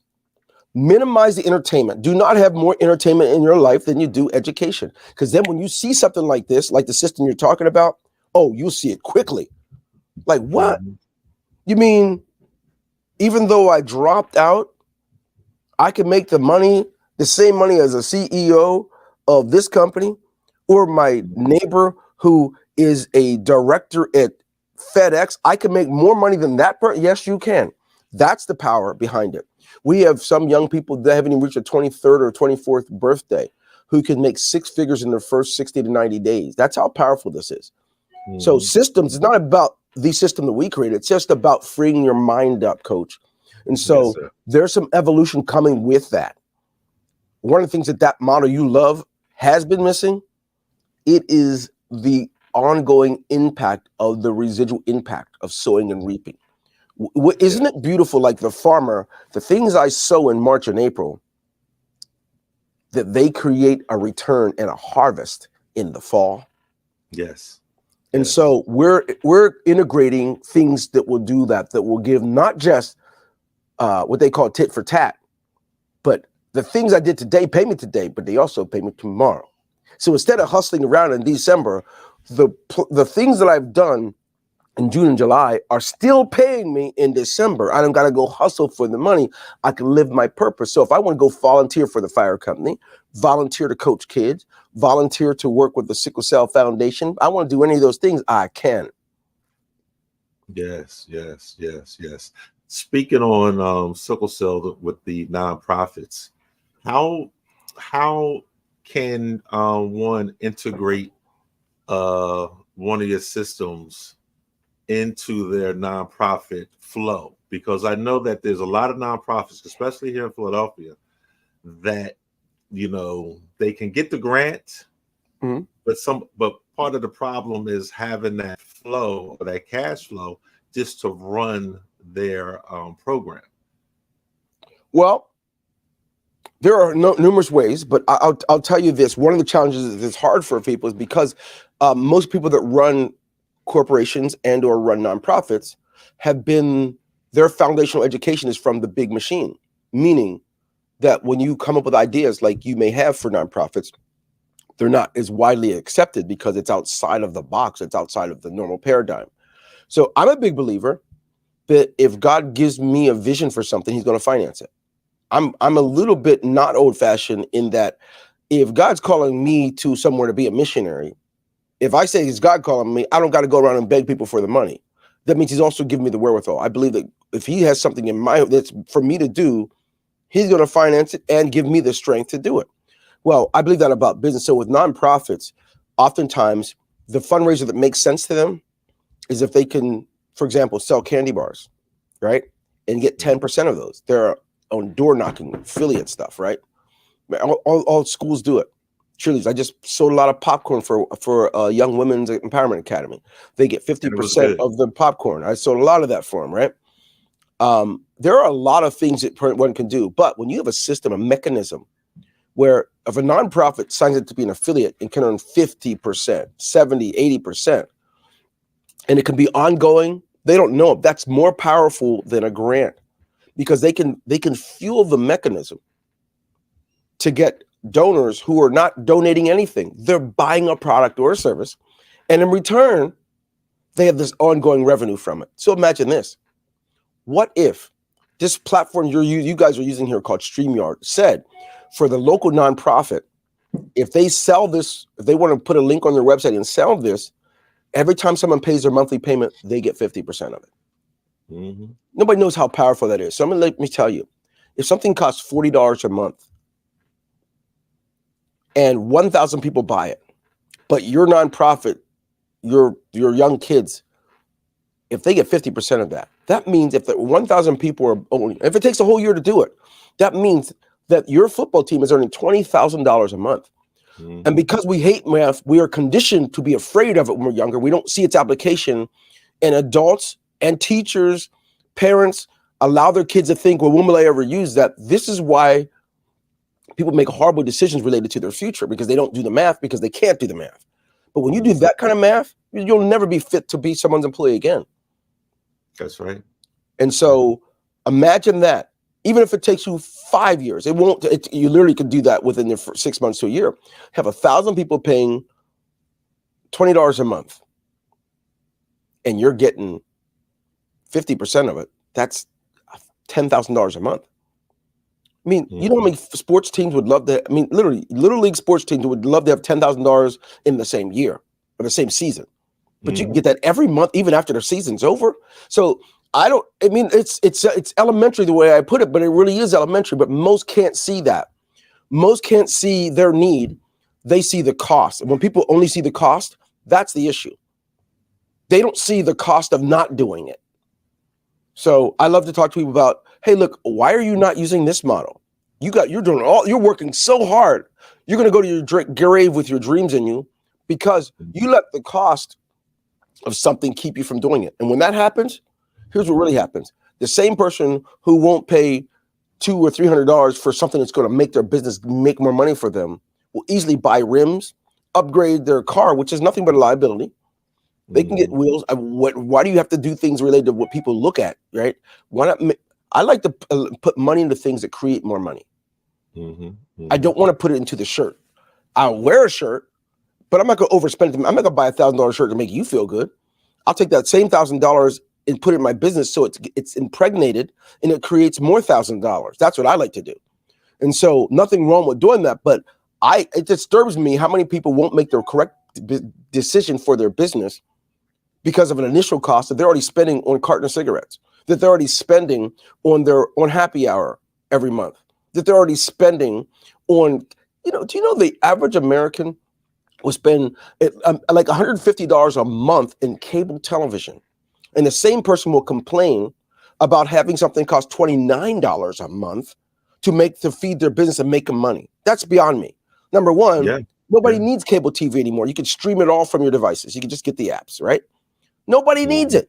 So I'm not the guy to ask about that, because by the time you talk to a nonprofit, they get it by the time you have to have a long dialogue with them. But the real issue is all the 14 to 20 years of education we got first that programmed us not to see things the way they should be seen. That's right. Woo, you got me. All right. That's why a lot of times when people talk about different systems, the first thing they want to talk about is a pyramid. Oh, that's a pyramid scheme. That's a pyramid scheme. And when they don't realize that, your job, that the wages is basically a pyramid scheme. Hey, Coach, let me finish that for you. So if you think about it, the hierarchy of a business got a CEO at the top, right? Just think about the shape of this.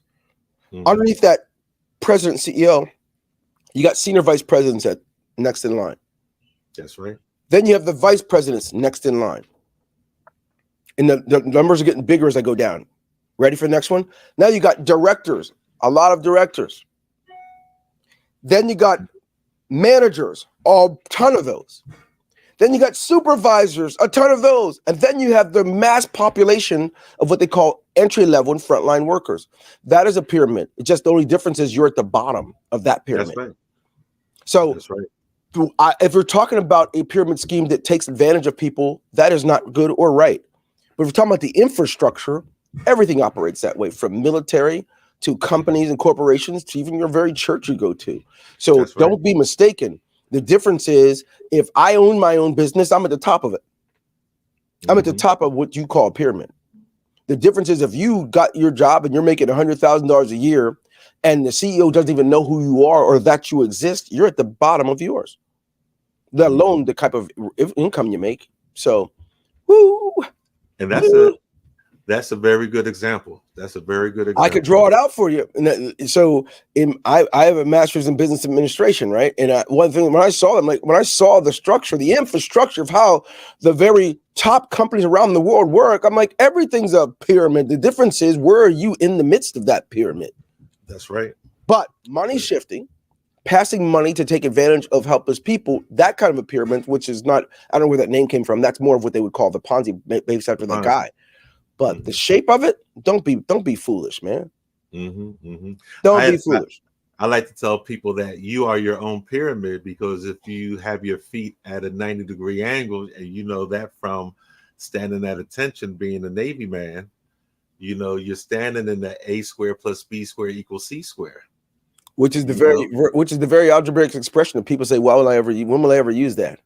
There you go. And you're standing. So if you're standing and you turn north, north, south, east, and west, oh Lord, you just created 360 degrees, which is the basis of a pyramid. So what type of I remember in the last conversation you even expound on nonprofits having for-profits to help them. Because a lot of one of the more common infrastructures that people don't know about is a lot of the for-profit companies or larger ones are owned by a nonprofit, which creates the perfect ability to flow their revenue and do good things and or also be protected from excess taxing. So the last job I had some 20 years ago was a place called Highmark, right? Highmark Blue Shield, which was a nonprofit that had a lot of for-profits under it, right? And so that used to puzzle me when I first started working there. By the time I got my MBA and I realized why and what. So there's nothing wrong with nonprofits having a profit. That's the first thing. You're not supposed to come up 0-0. There's nothing wrong with a nonprofit generating capital. It's a very healthy thing. But there's nothing wrong with a nonprofit not just having profit, but also having for-profits that are beneath that same umbrella. So when you have a company that's an umbrella company, which you may know of many, right? Many of you know of Procter & Gamble. But if you think about the Colgate brand and other brands that are under, like, wow, they own a lot of stuff. So that's all. It's a matter of structuring. But this is why I tell you, expand your mind. If the majority of your incoming knowledge comes from Facebook and YouTube, but you really don't go deeper, it's not bad, but you have a lot. You don't know how to differentiate between what and what. And so some things you want it to be sound based on principles. That's how you know, like some stuff we were taught in school wasn't inaccurate, but that's why you want to develop your mind beyond that. Go back further, go deeper. Biographies are really great places to start. Learn about people that are similar to you in your personality, in your expertise. What did they do to be successful? I mean, I'm a reader. I love to read. I love to learn how people do things. That's also what made it me unfit to be an employee. That's why I had so many jobs. I was never satisfied. I saw what was possible. I don't think a person can learn all the things that are possible if all you're doing is scanning social media and watching TV. So my belief is, Coach, that we have been conditioned to watch people on TV and in sports to live their dreams while we're at home living a nightmare. We could literally, we could ensure that we can do that by minimizing that. If anything, let's minimize the entertainment, increase our development in education. When I say education, I'm not necessarily talking about school, just your own development. You don't have to do that. I mean, yeah, it's great if you do, if you can afford it. If you want to spend those years doing that, do it. The most important thing is that you expand your mind, you master and understand the things that God has put here for us to enjoy, and at the same time, live our purpose. I don't think you can live your purpose, work until 70 at the average of 2,000 hours a year. 25% of your 24-hour day is spent sleeping, 7% in traffic. You have other responsibilities. You got to clean, you got to do things. And before you know it, there's not enough time to live your purpose. So unless a person does take control of that and do some things, entrepreneur, don't generate your income from some seeds you've sown, as opposed to going out and spending a third of your day at someone's place. So that's my opinion. I love to do work with nonprofits, but one of the things is the freedom to get to do that. And so that's why I'm talking about it. But anyway, I don't want to ramble. I see it's already at the top of the hour, and I don't want to mess up the next person coming in. But you asked a lot of you asked the right questions. But the reason that I create the systems that do that, Doc, is because I believe that every human being, as long as they're breathing, deserves a chance to step into the power in which they were created. And you can't really do that if you don't own your own time. If you don't own your own time, if you're leasing your own time from yourself, and you finally get it, and all you do is can make it the happy hour and catch a basketball game or football game, and then you go back to the work for the person, it's not living. We're just merely existing. We're walking drones. We could step into our power and speak and live and touch the parts of life that most only dream about, that's it. All the funerals any of us go to every year and seeing people die with their dreams inside of them, nothing's more sad.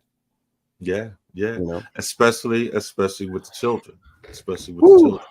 Now, your systems, what makes your systems from your point of view different and attractive? You know, I don't know. That sounds horrible. I don't think like that, so I don't know. I mean, as a user, I probably would guess that one of the things that makes it different is the autonomy, the control that the user has in their hands, right? And the downside to that is most people aren't used to having their own decision making. You know, if you go to work, all things are already decided for you: where you sit, what product, what you use, what you do. When you're an entrepreneur, all that's in your plate. Right. You're not waiting for someone to permit you to do anything. You know, you go to work, you might have to ask, hey, can I go to the bathroom now? I know we're in a meeting, but you have to seek, hey, I need a day off to take the kid to the dentist. So what I like is the autonomy that our systems allow people to generate the same kind of income or a lot more than they did on their jobs. But the most important thing is the freedom. Now, all of a sudden, there's a huge responsibility put on your plate because too much is given, much is required. Now, if you are in charge of your day, the average person who's been conditioned in the American school system, they flop. That's why a lot of kids can't go to school in line, because it means they're in control of their day. And when you have that control, it's easier to fail because now you don't have someone to force you. Mom's not going to make you. Your boss is not going to make you. So that's the other side to it, man. I think it's unique in that people can have that time. And unfortunately, if you're not conditioned, if you don't train yourself, that may be the beginning of the end. If you don't know, you're like, oh, you can make as much as you want. What do? You wake up late, you watch a little TV, you scan some for YouTube. Before you know, it's time to go to bed again, and you didn't do anything. That's what a lot of people do when they first get into being an entrepreneur. They go on Facebook and look like it. They'll do a live, hey, who's grinding? They talk to each other, but not doing anything. And so I'm a big believer that we should all be involved in income producing activities. Scanning and surfing is not income producing.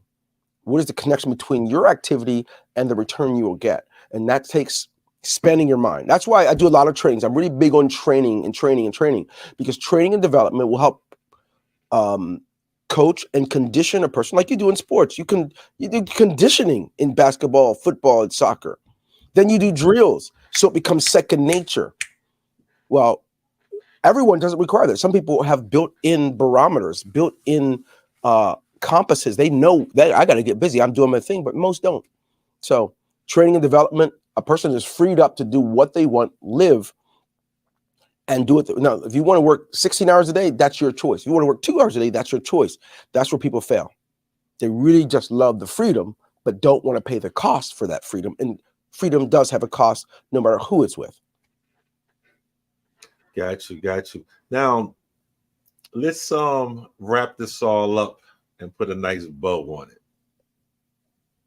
What do you see with the change in the climate and the political things? I stay away from it because I look at everything opposite. You know, if they're going left, I'm going to go right. I see that my focus is working with the children, teaching them the cash flow quadrant, playing the game, and then having your systems available to put what they learned playing the game into actual reality, and utilizing this to create a club so they can bring more people in, because the children, especially playing that the cash flow for kids. One thing that I noticed the first time I did it was with young men, or young boys between the age of 10 and 13. Mm-hmm.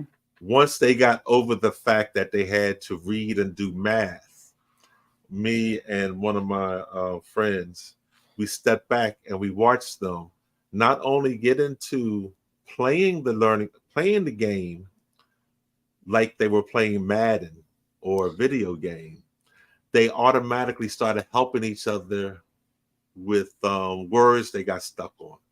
They helped each other with the math. And it wasn't just one occasion. This was at every table, you know, and in every session. And then a couple of months later, when I was doing it in South Philadelphia at the McDaniel School, I was with young princesses, and they did the same thing. You know, my goal is to create that culture, you know, so they don't have to be that envious and jealousy. And you know, I lost a football player, you know, over a text. You know, I lost 5 football players to gun violence. The gentleman I talked to yesterday, he lost, you know, about that much. And I mean, that's a common conversation that coaches have. You know, how do we bring all this together and get these children through that Red Sea? We got echo. Okay. One of the answers to that as we close out. I love your presentation, but I have to interrupt you, and I want to thank you so much for a phenomenal interview. I mean, everyone needs to hear this. Thank you so much, and thank you.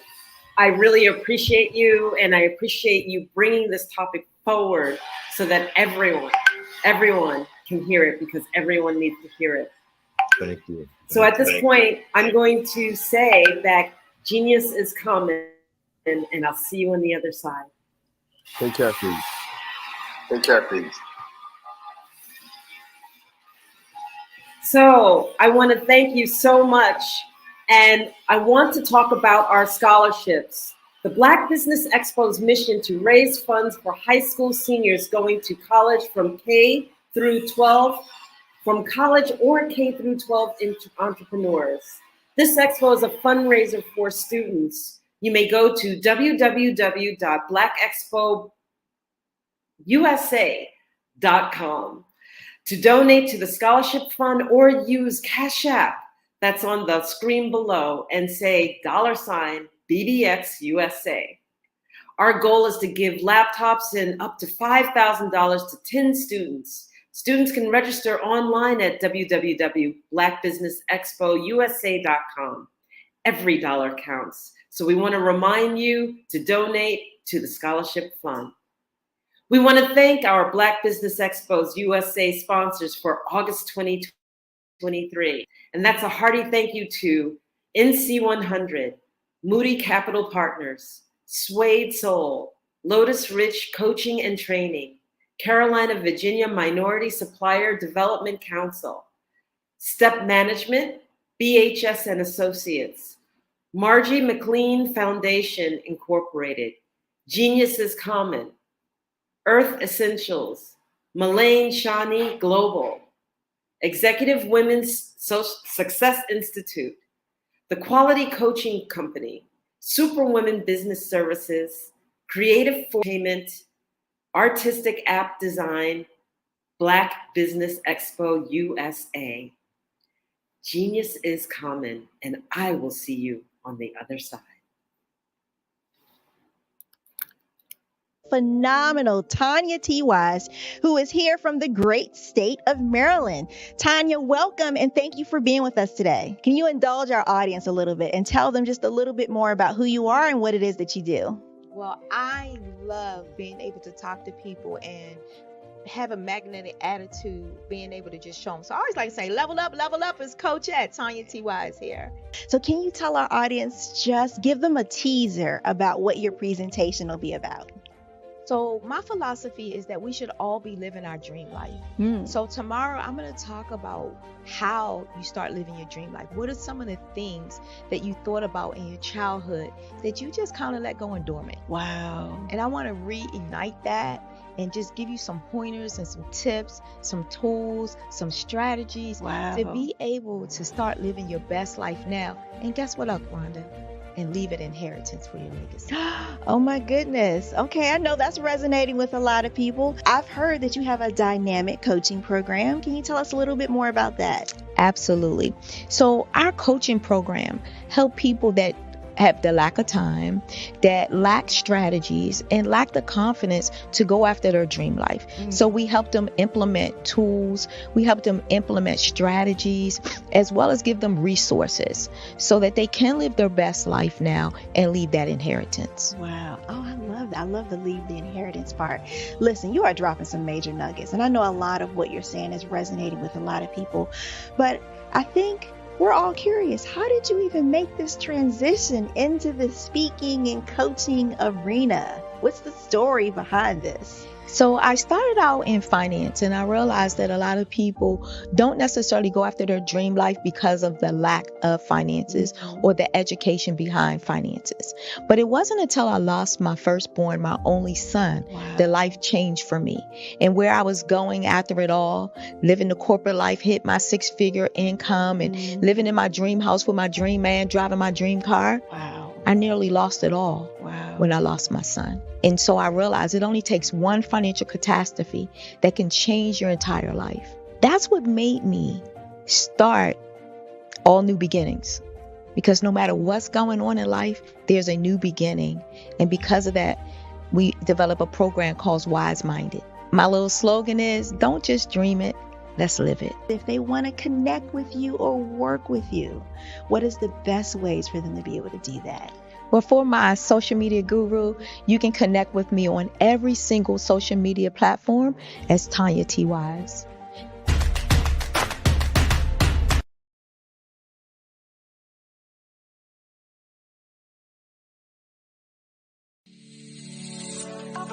Did you know that our black dollar only lasts for 6 hours in our community? Yet other communities, their dollars last for 19 to 30 days. The Black Wall Street Nation. Black Wall Street Nation. Yes, that's why we created the Black Wall Street Nation. Black Wall Street Nation is a centralized directory available to all black businesses across the world. It was created for businesses like you, the ones that want to start and the ones who have a dream that have already started, such as businesses like Drop in a Bucket Productions, Valito Foods, Sugar Tea Branding Firm, All the Dazzle, Bun Cakeaholic, Miss Riot, and you. We'll have marketing, seminars, and some funding coming soon just for you.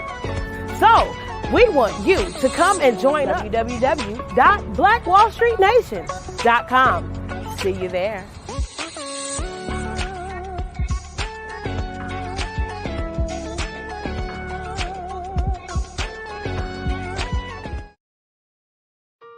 Hello, this is Israel, and I am CEO of Daydreams Interactive and author of Princess Planet.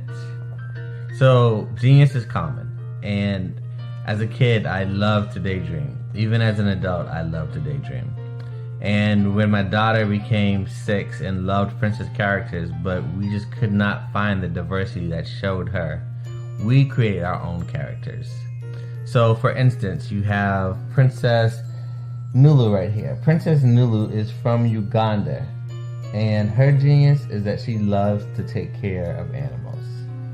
She can actually even listen and hear what they say. And then we have Princess Isabella right here. Princess Isabella, she's from Cuba, and her genius is biochemistry.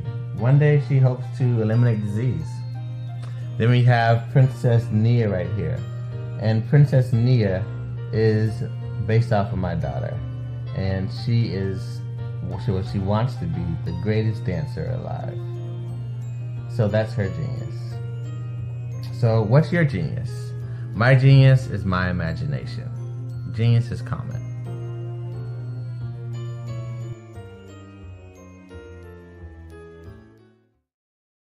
Hey guys, my name is Caden. I'm the CEO of Caden Teaches, and my genius is teaching kids about financial literacy. Throughout my financial products, such as my financial flashcards, my activity book, and my newest project, my financial bus, which I bought. And on the bus, it has a mock bank where kids will learn how to deposit and withdraw money, a mock grocery store where kids will be able to learn how to have a family budget, and a mock stock exchange where kids will even be able to learn how to invest in stocks. Now, I decided to start teaching kids about financial literacy because I find that most kids graduate high school without even knowing the basics about financial literacy. And I feel if I were to teach kids about financial literacy, that I would be able to help kids tap into their genius. And I actually learned about financial literacy to my dad because I would go to business meetings with him and I would always see that they were talking about financial literacy. And at that point, I didn't understand what financial literacy was. So I took it upon myself to learn about financial literacy and teach it to kids in a way that they could understand. But I want you guys to help me help kids tap into their genius by going to my website, cadenteaches.com, and you can sew into me in my financial bust by going to my GoFundMe link. And remember, if Caden can, you can too. Because genius is common.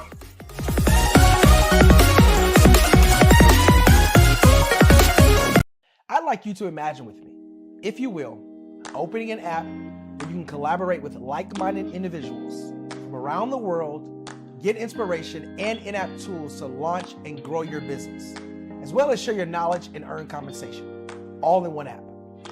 Well, the name of that app is Truso, short for Truly Social. Hi, I'm Matthew Newman, the founder and CEO of Truso. A new concept in social media, Truso is designed from the ground up to be a platform that's both social and empowering for all its users. How exactly do we do that? I'm glad you asked. First, Truso brings the world together via video. Psychologists assert that video provides a significantly more effective connection than audio only. When you enter a community on Truso, you're face-to-face. Second, on Truso, you don't have to have 1 million followers to monetize. Our business model allows all hosts and moderators to monetize, no matter the size of your following, by 1, producing fee-based content, and 2, inviting others to join the platform as subscribers.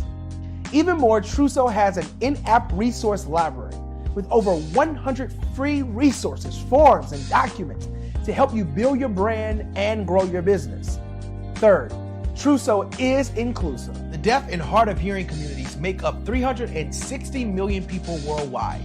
Unlike audio-only apps, Truso embraces this community, providing a networking platform that allows them to participate via video and closed captioning. We even have a deaf and hard of hearing foundation in the works as well. Fourth, Truso is both social and safe. We refer to Truso as a virtual extension of the beauty shop, barbershop, and brainchild of the community. A place where there's laughter, along with wisdom, growth-oriented conversation, and genuine connections in a safe space. Truso even has proprietary security to ensure we maintain a safe environment for everyone. Where are we at now? Truso is live, y'all. We've launched in beta and we're acquiring users daily. We have an incredible development and marketing team, plus amazing celebrity influencers at the table, helping us spread the word around the globe, beginning within the African diaspora and beyond by creating a safe space for growth, connection, and collaboration. We're truly excited about Truso. We've created something special for which there is a global market. And we invite you to embark on this journey with us as a shareholder. The future for Truso is truly bright. Join us and let's go there together. Why do I do what I do? You know, my life coach asked me that a few years ago. And she said, Tony, what's your why? And I told her, and she said, girl, you've already accomplished that. Perhaps you need a new why. Hi, Tony Harris, Amy Hoydu with Say It Said Marketing, one of your students. And just wanted to say thank you, Tony Harris, for spending so much time with me and giving me that boost in my business that I so drastically needed.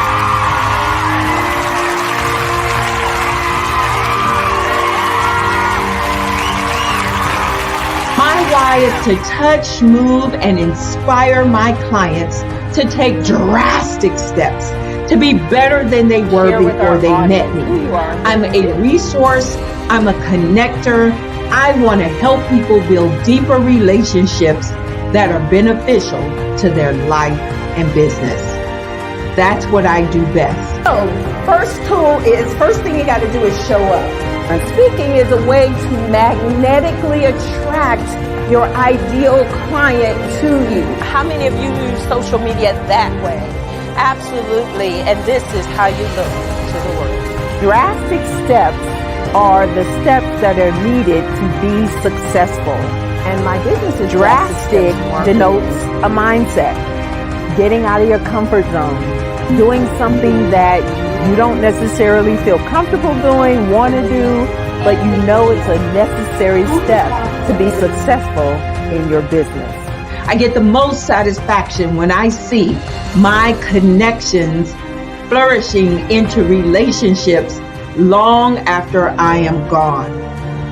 Hi, my name is Jasmine Augustine with Media Jasmine, and I've joined several networking and referral groups in the area. And Network in Action Northeast Houston with Tony Harris-Taylor is one of the best organizations that I've joined. I love that piece of what I do, and it is what fuels my fire.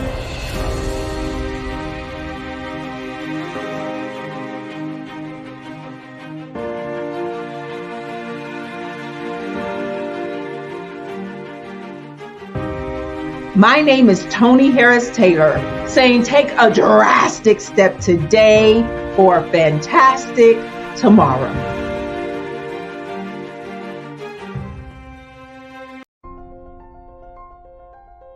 What if you could build your own city? A place where every child can find nurturing people to help them achieve their full potential. A place where every adult can access job training support.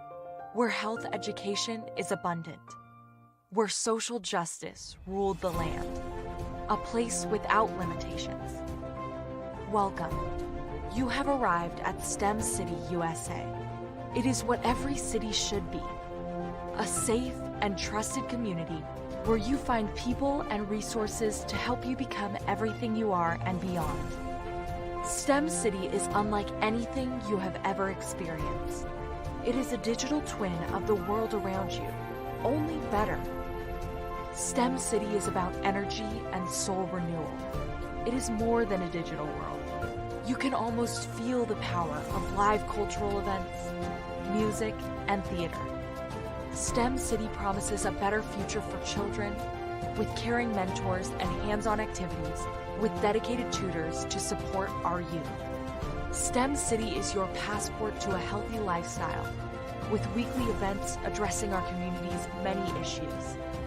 STEM City is your financial well-being, with helpful information on wealth management, career advancement, job training, and so much more. STEM City is the community you deserve. It is the city where your dreams can come true. STEM City USA. A place in the sky that is accessible to all who reach for the stars.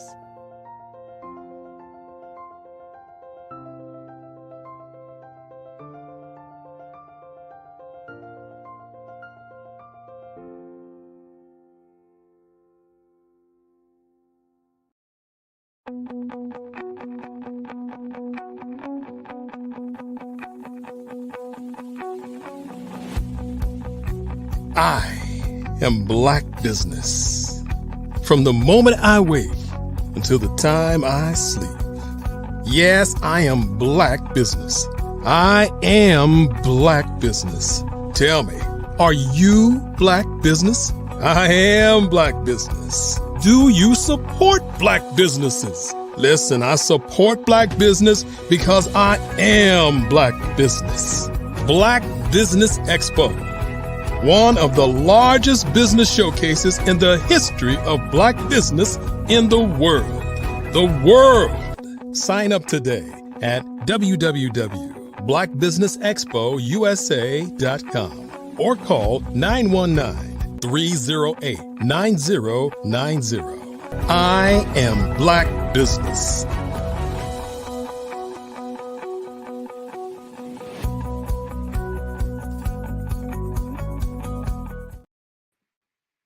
Good morning, business owners, entrepreneurs, thought leaders, and corporations. Welcome to the Black Business Network. I am Spiritual Teak, and I'll be your speaker for today. The Black Business Network is a 24-hour business network showcasing Black businesses, Black owners, entrepreneurs, and thought leaders worldwide.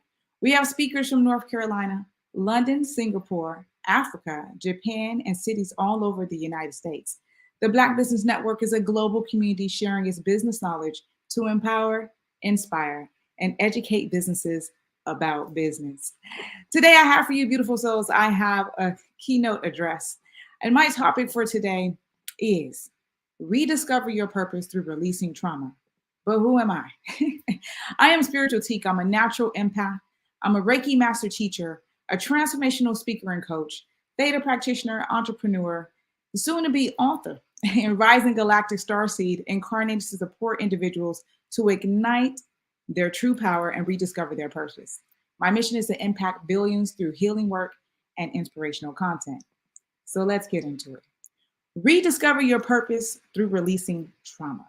What does that even mean? Before we go there, how I do anything is how I do everything. So I like the purpose to begin with breath. So I just want you to take a moment, close your eyes for a second, and I just want you to breathe into the body. And I want you to hold that breath and then slowly exhale.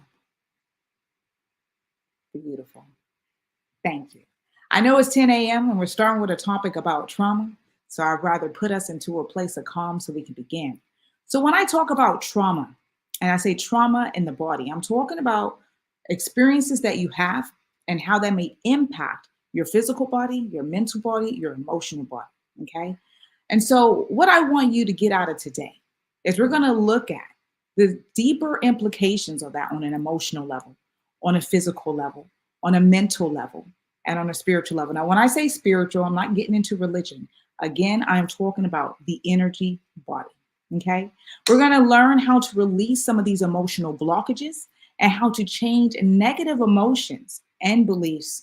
And then I have some little tools that I'm going to give you. Actually, I call it source work, a little bit like homework, but source work. Because I want you to dive into your healing journey because this is all about you rediscovering your purpose so that you can live your truth.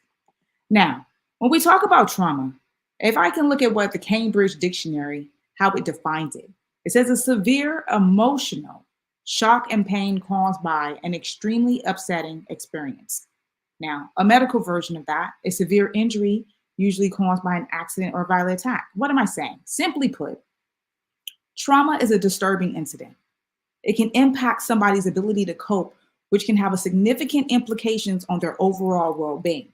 And again, this is what it includes: the mental, the physical, the emotional, and energy body.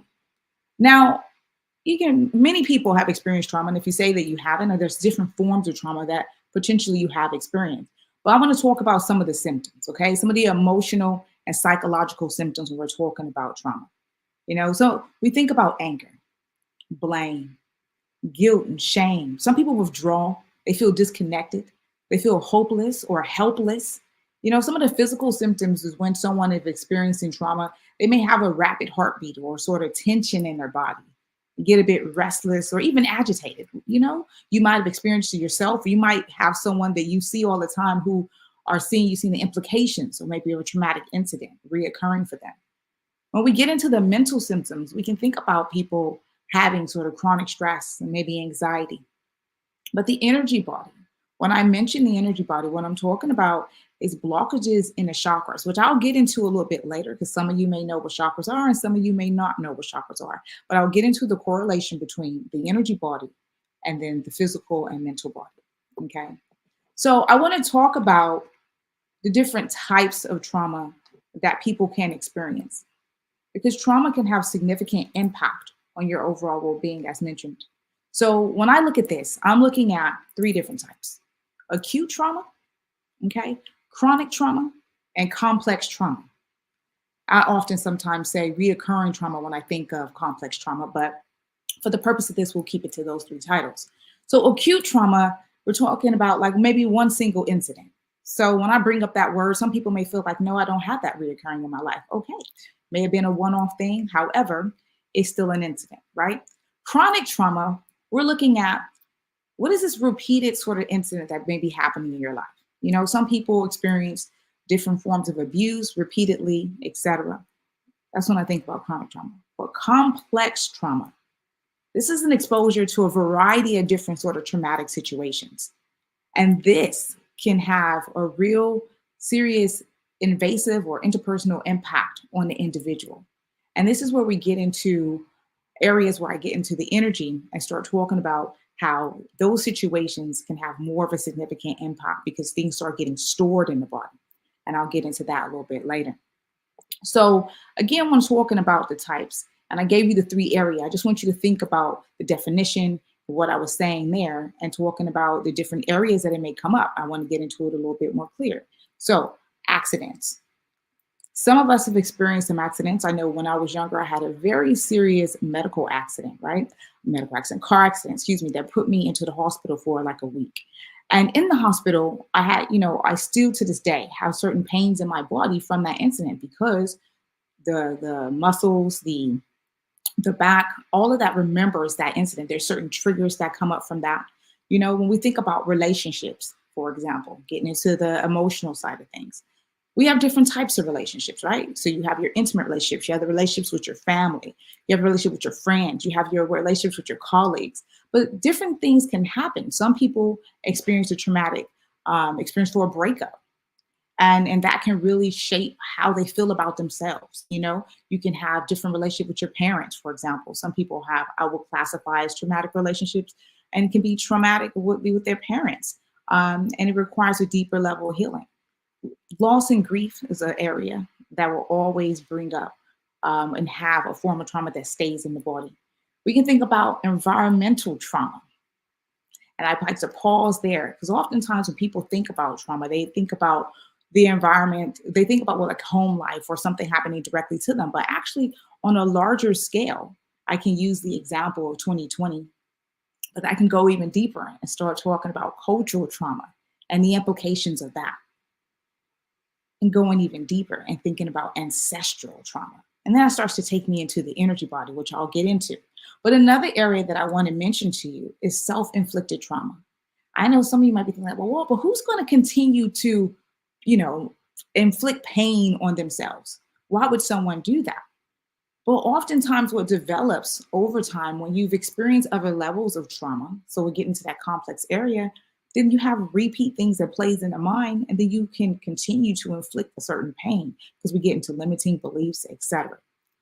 So when I think about, and I want to talk a bit more about just that, the whole complex trauma and the reoccurring trauma and the implications, because it leads me into when I start talking about energy and how the two work together and how that can create other things into the body, which we're going to get into how you can release. So let me go back. So I mentioned environment, right? Now, just from a large perspective, thinking about the things that happen in the US, I'm just gonna say in terms of go back to cultural and different ways that things can impact a specific culture, us as Black people, right? There's differences in the workplace. There's differences if you get stopped by law enforcement. There's differences in the judicial system. And these sort of things can be triggering for individuals and have a huge implications on their mental well-being. When we talk about family, then some people have experienced, I mentioned it, but different levels of abuse. But it's not just, a physical abuse, the mental abuse. And so going again, we're talking about complex trauma. We're bringing up different levels and layers of different things in someone's life that can have a significant impact on them. So when I think about self-inflicting trauma, and I mentioned that in the repeat things, I was talking about the power of words. And I'll get into that a little bit later because what you say out of your mouth and how you say things out of your mouth can have huge implications on your overall well-being. So it's important to have a deeper understanding into the power behind everything that you say and the implications of that. So what are some of the implications of having complex trauma, reoccurring trauma? And as I'm talking about complex trauma, I don't want to get it misconstrued that I'm saying one other specific incident of trauma can't have lasting effects, because I'm not saying that. But what I am saying and what I want to focus on is how people experience different variations of trauma and the magnitude of that and how that impacts the overall well-being of the individual in those areas that I was saying, which is the mind, the body, and the soul. And so when we get into thinking about the complex trauma and the implications, then there's some key things that comes up for me. And one of them happens to be how reoccurring trauma can lead to and cause what I like to call discomfort or dis-ease in the body. Now, I know you're saying, well, T, hold on a minute. You're talking about trauma, different levels of trauma, variations of trauma, and now you're talking about disease. Look, I'm not going to say I'm a medical practitioner, but I am talking about energy, okay? And I just got through talking about the power of words, which I'll dive into a bit later, but how all these things are interconnected. And the work that I do, what I often see is I see when someone tells me that they have a physical, I'm going to call it discomfort, okay, not disease. For example, I have a client who she has fibroids. Okay. Now, the first thing I said to the client about the fibroids is I went into the emotional side of things because I knew that there had to be some level of storage in the body that has supported the creation of this discomfort, right?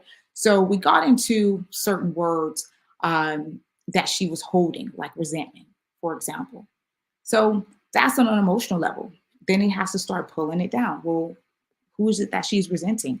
Where did it even begin? When did it start? Did it start in childhood? Had to start in adulthood? Looking at the themes of that, right? Then we need to get into body. How are we feeding the fibroids, right? So the trauma of maybe they're overeating, maybe they're eating a lot of sugar, etc. Just giving an example, okay?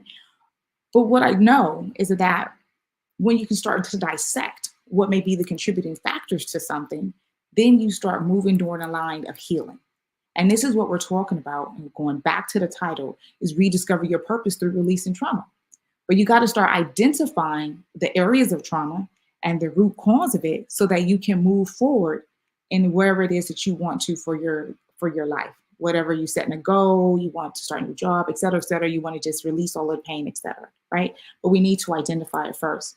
Because one thing's for sure, and like my mom always say, two things for certain. When someone is going through something constantly, you know, that complex trauma I'm talking about in different variations of environmental, home life, work life, etc. Eventually, you know, we get to these point of triggers. And there's the traumatic events, you know, you end up having these different flashbacks, you know, basically like PTSD. People start having flashbacks of different things happening to their life, and then it has other implications on them. And some of it leads to things that they can't even control. For sound can happen, and you think, oh, you know, they're frightened, and they go into this whole fight or flight situation. And that has significant implications for how they communicate with another soul, how they communicate with themselves, how they see themselves in the world, etc. It can impact them in so many ways in terms of how they sleep, how they concentrate, and how they see, well, how their belief systems about self, put it that way. And so I'm leading into the whole area around PTSD. Well, I just use that as an example because I want to talk about the magnitude of how trauma had those sort of implications. And I'm gonna lead you into this story. So this is a story, it's called Brandon's story. Brandon was 34 years old. And on the 2nd of January, one single bullet took his life. And one can argue, suicide accident.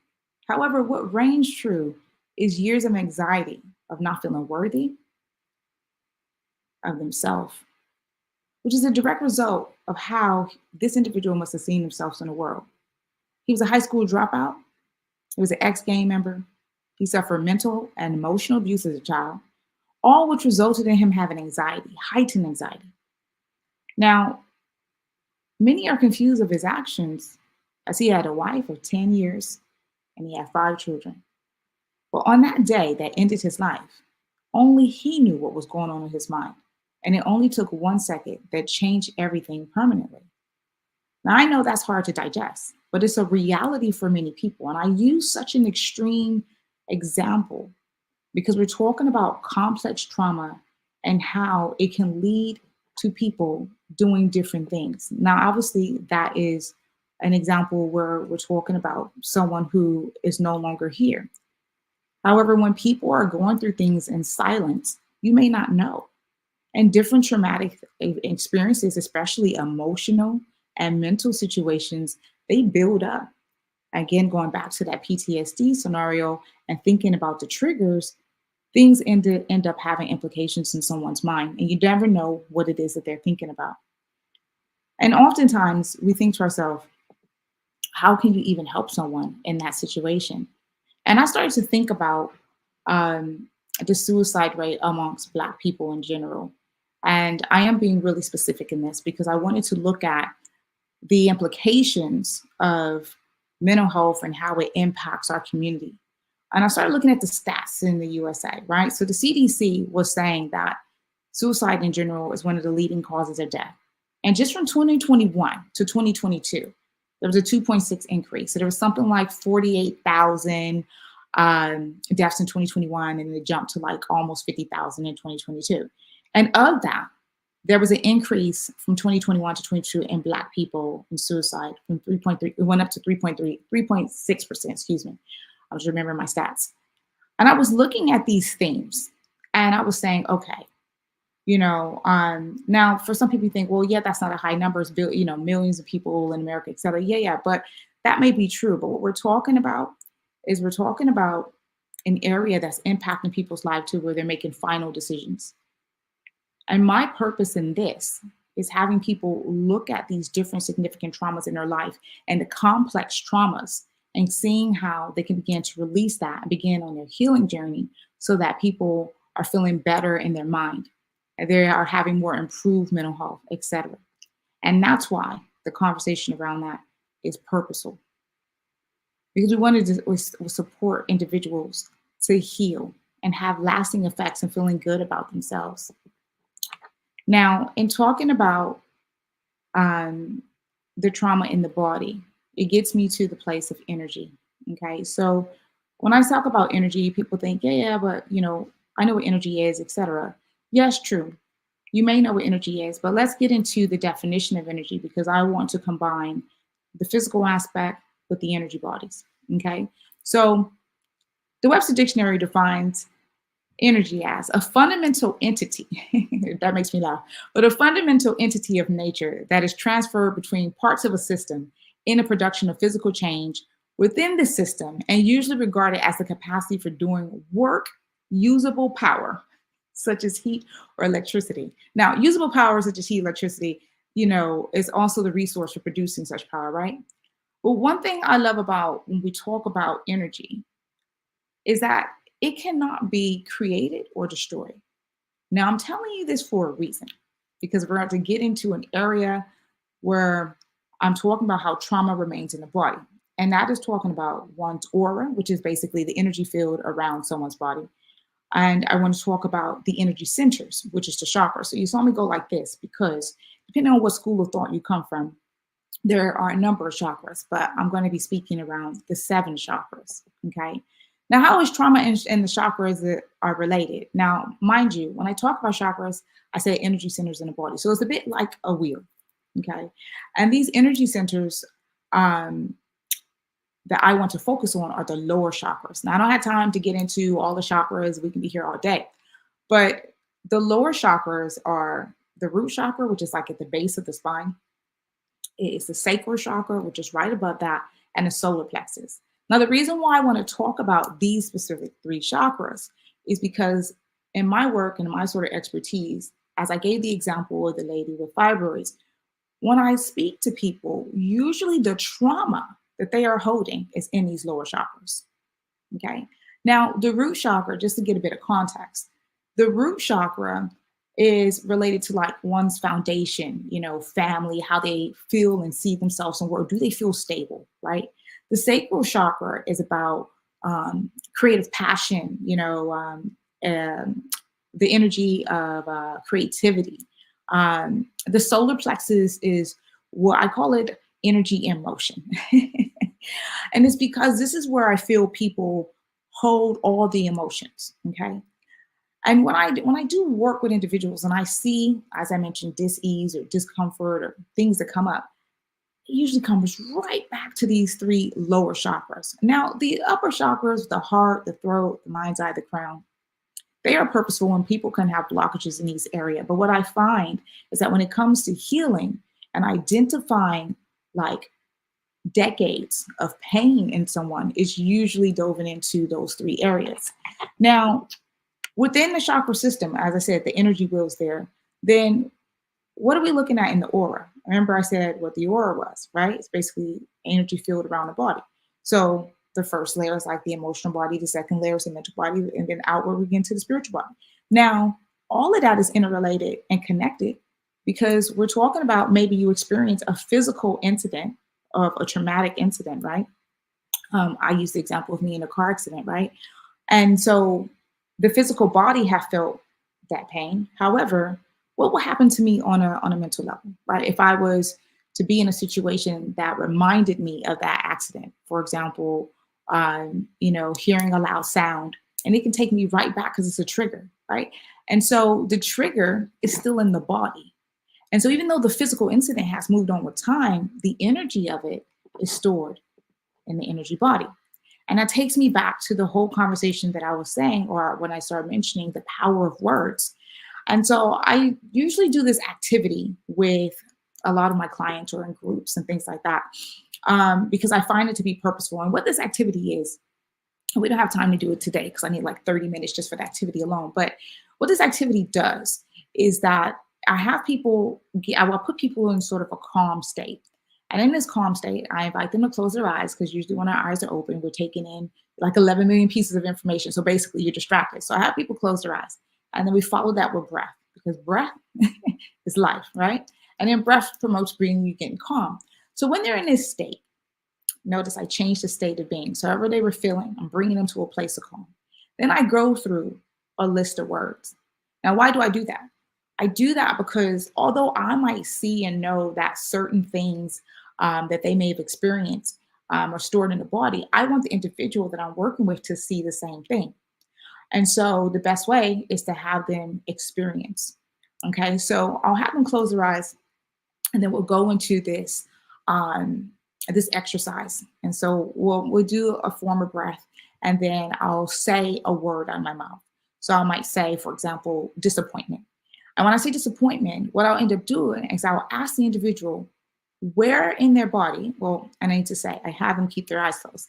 I said, where in the body did they feel a sensation from the word disappointment? And then I start getting all kinds of things come out. So people might say to me, oh, I felt it in my shoulder. I felt it in my heart. I felt it in my stomach teak, right? And I'm like, okay. And in some places, I'll go ask a bit more questions. I'll say, so in some places, was it feel stronger or was it like faint?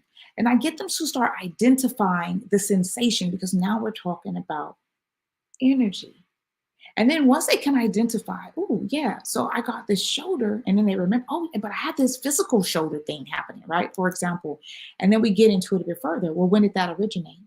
Maybe it originated from a traumatic event.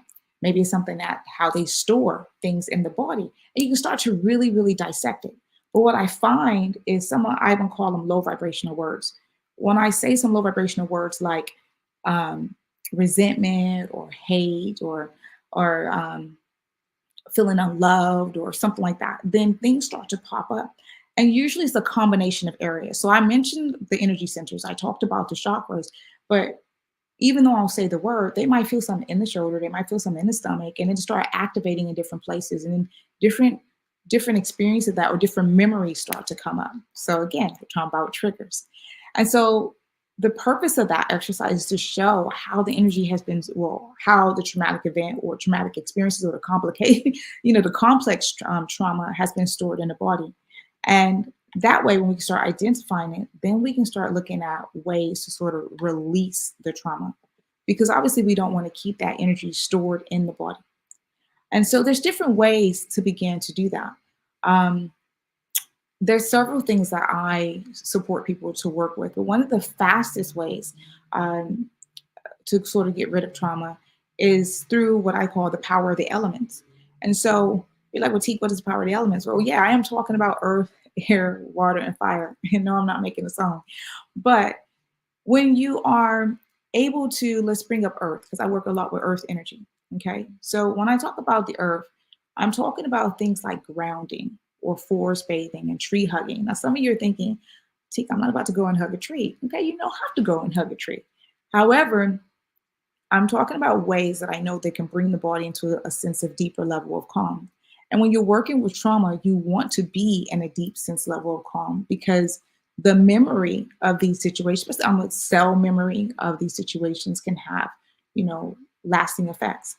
So what is forest bathing is literally taking a walk in the forest, being there for a few hours, but really being, have you ever heard people say, oh, I went for a walk and I feel so much better, because you are in a relaxed state, but also the trees, I can get into all of this stuff, but the trees begin to emit, I forget what chemical, but they forget to emit something that naturally supports the release of calm. Tree hugging. Now I'm a fan of tree hugging. You might think, well, I'm not out there hugging no trees. You might hug a tree with me. But tree hugging supports grounding. And grounding, when I'm talking about grounding, I'm literally talking about connecting to the earth. And you can do that in many different ways. Okay. So you can literally take off your shoes and allow your feet to connect with the earth.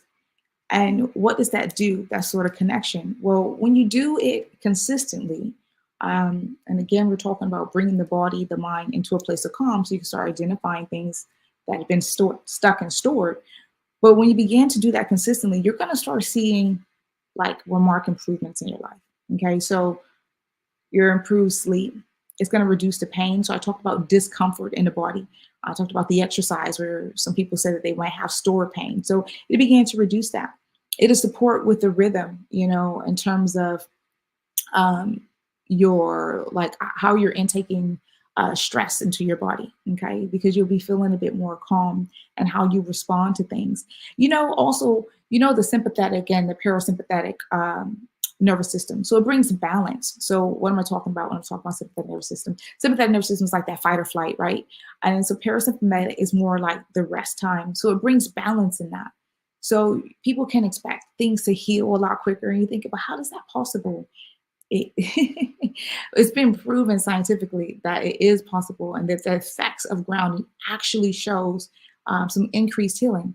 I found this article because the other side of me, the academic side of me, the little nerd side of me was like, okay, I don't want to be all spiritual kumbaya and all of that. I need to find something that actually can evidence, in terms of grounding and the benefits of grounding. And there's this article in the National Library of Medicine it was published some time ago, back in 2015. However, the information is important, and that's what I want to share with you. And so I'm just going to read this quote from the article. So what it said is, they did this article on grounding, and it said that they had some multidisciplinary research that revealed that electrically conductive contact of the human body with the surface of the earth, basically taking your shoes on and connecting, right, produces intriguing effects on the physiology and health.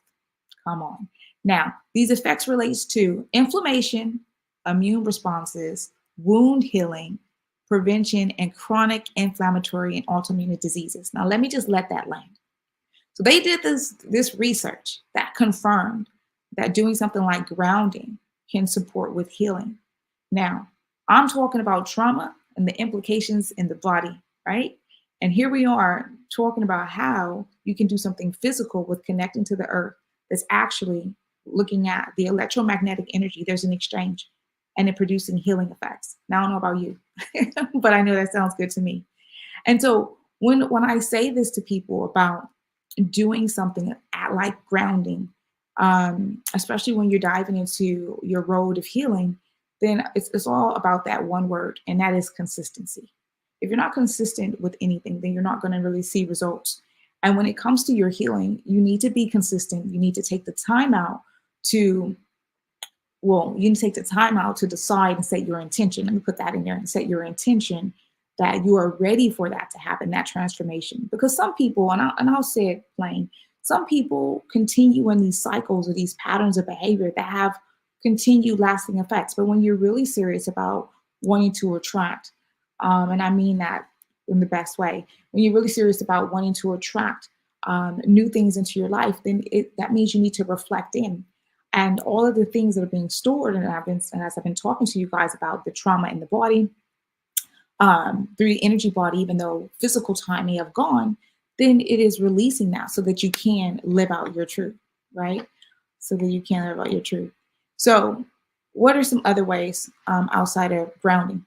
Okay, so you can do a number of things to begin to start your healing journey to release trauma. I mean, first of all, it's about identifying the trauma. You know, some people might decide they want to do a therapeutic intervention. You want to go to counseling because that feels right for your vessel and you want to talk it out. Okay, that's one way. But remember, that's dealing with the psyche. Okay, we're still not deeper into the energy. And so when I think about releasing trauma, and because there's an understanding now that, whoa, even though the incident happened, there is still storage in the body, then because we're multifaceted beings, it's important that you have, in my view, combination therapy. And that combination might be you have some therapy, some counseling, and from that therapeutic aspect, but also may mean that you also include exercise, that you also include mindfulness, that you may consider holistic treatments. But what for sure, you need to research what is best for you. And you might start off in one place and then find yourself in multiple places in terms of, or, multiple things simultaneously that is working for you. But it's no individual is like the other, so counseling might work for someone right now, and then they might graduate past counseling and they might decide, you know what, I want to try this other sort of holistic treatment that they've heard about or whatnot. And I'm gonna get into some holistic treatments because, as I said, I am a Reiki master teacher, I'm a theta healer, and I'll talk about what that means and how that supports people on their trauma release journey as well. So, well, before I do that, when I mention mindfulness, and I know right now there is loads of information out there in the world about mindfulness and how people can utilize some mindfulness tools. I mean, there is personal development, there's self-love activities, there's breath work, and I'm a firm believer of breath work because I firmly believe that you can move things out of the body. You can listen to binaural beats, and that is a frequency. You take two frequencies, and then it's the difference of a frequency. For example, if I wanted to put someone in a theta brainwave, that's between 4 and 8 hertz. And so if you listen to a binaural beat that's been created, it'll create a deeper sense of calm because it puts you into a subconscious state. And then when you're in a subconscious state, you have to think, well, that creates a space for you to heal. Okay, let that land. So, oftentimes if we're in ego, we're in the way. Okay, and we're in the way of us seeing what the deeper level issues are. And that's why I always start and begin with bring yourself into a state of calm. But limiting beliefs, working with the mind. So affirmations.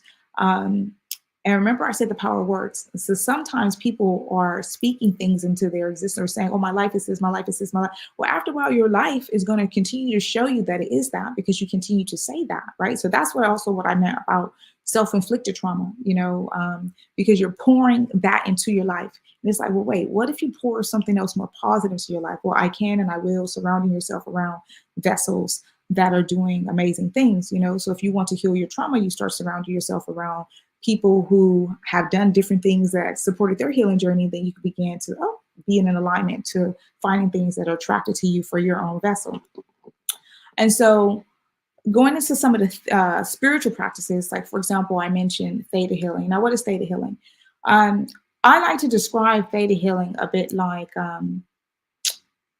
hypnotherapy, right? But it's not hypnotherapy, so don't quote all of that. But it's like you put someone into a subconscious state, and I was just talking about that. You put somebody into a subconscious state where they are in a deep sense of calm, but then you can sort of dig out belief systems, okay? And when you begin to do that, you're looking at limiting beliefs that might keep someone where they are. Or for example, the traumas that we were talking about, if people are holding on to patterns of thought, and that is self-inflicting trauma, that is getting into the belief system that may have started that. And then you replace that with something else. So basically, you're taking a low vibration or negative emotion or belief, and you are releasing that and replacing it with something more positive, okay? And usually in sessions like that, what ends up happening is that people have emotional responses because, as I said, it's all connected. So the mind, body, and the soul. So they'll have an emotional response or releasing of energy, like sometimes through tears, or the trigger might actually bring up the situation so vividly, and then you invite breath work to move through that as well. So, I mean, theta is a way to go as well. There's things like, spiritual treatments like Reiki. Now, what does Reiki do? Now, Reiki is becoming more common, I feel like. across the board because people are getting it as a complementary treatment for when they're having other sort of significant medical conditions. And so Reiki produces a deep sense level of calm. Reiki stands for life force energy, by the way. And so what the practitioner is usually doing is, I'm going to use the word channeling. They are channeling energy to be able to support people to reduce their stress, to get into deep states of relaxation. It helps people with depression, improving sleep, improving their overall mood, their energy, and relieving pain. Again, Reiki is a technique that I would suggest that should be used in combination with other things, especially when you're dealing with trauma. And when I say dealing with trauma, it's not, I say we're multifaceted beings. So it is looking at it where you are having something to satisfy the mind. So doing something academic to support identifying the traumas, dealing with the emotion, looking at what we've stored, dealing with the limiting beliefs, because all three work together. And then using the sort of energy treatment per se to bring you into a deeper sense of calm. So if there's other pain or things stuck in the body, then you can move and shift that energy, right? So when we're talking about trauma in the body, as you can see, there's different levels and layers. I like to call it the onion because I haven't met one individual that just had a single level of trauma. It's usually been complex trauma in many different ways, and it manifests itself in the body in different ways, especially if it's been over periods of time. And in some people's cases, decades, and holding the same situations within the body and not seeing that shift. So I've given you some suggestions on how you can move that energy. And it first comes through, again, you have to have your intention to want to see and shift change and let go of those sort of traumatic situations within the body. You need to then decide on what type of treatment, well, not treatment, but what type of healing that you want to go down for yourself. What's right for you now? Not necessarily taking on too many things, even though I said that as human beings, we are multifaceted.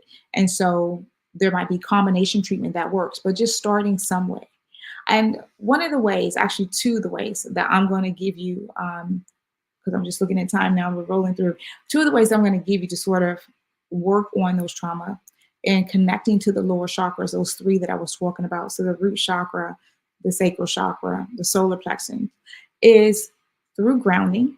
And that's why I spoke a longer bit about that, because grounding is the fastest way to bring yourself into calm. But then next, then I'm going to invite you to do journaling.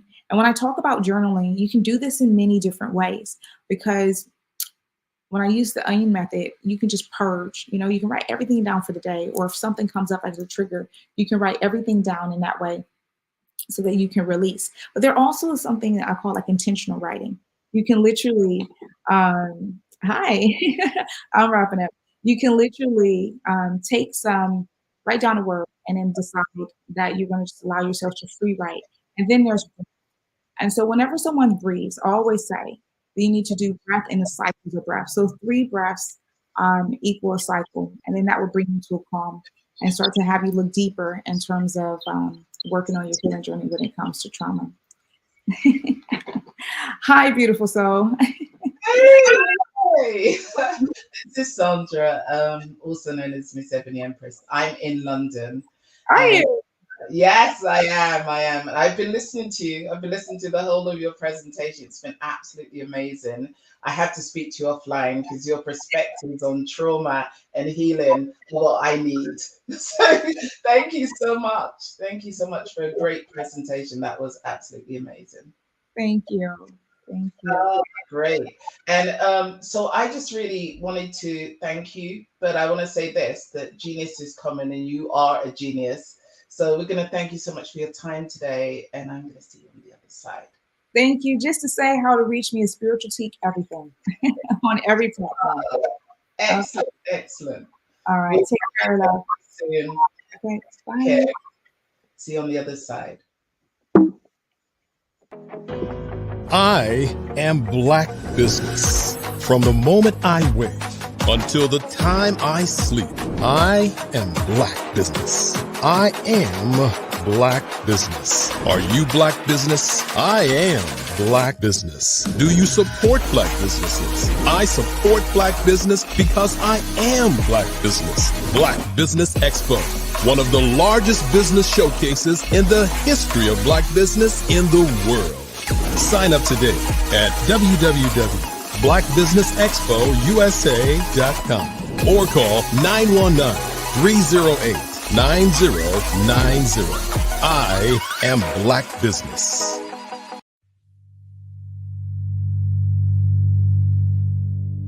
So what we have to do is when we get in a spot, we need to create some spots for us. That's the main thing. We need to be able to be in a position where we're able to create those spots for us.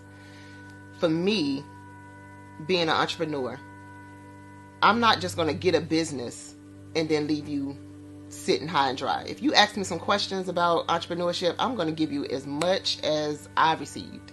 I've seen people who made it, and then when you ask them, it's like, okay, now you have to pay me for the information, the same information I got for free. We probably in totally different cities. There's no way that we're going to bump heads or anything. We're not competing. Bring me up with you.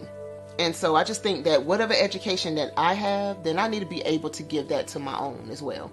So create the spots. You can create the spots when you get there.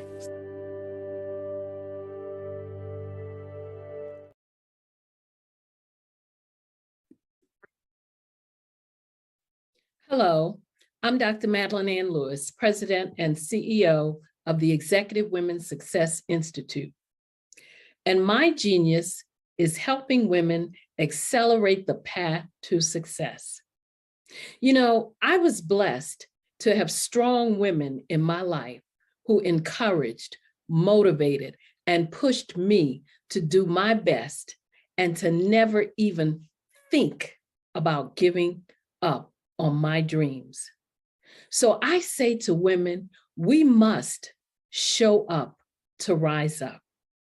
We have talents and potential, but who will see them if we don't speak up and get noticed?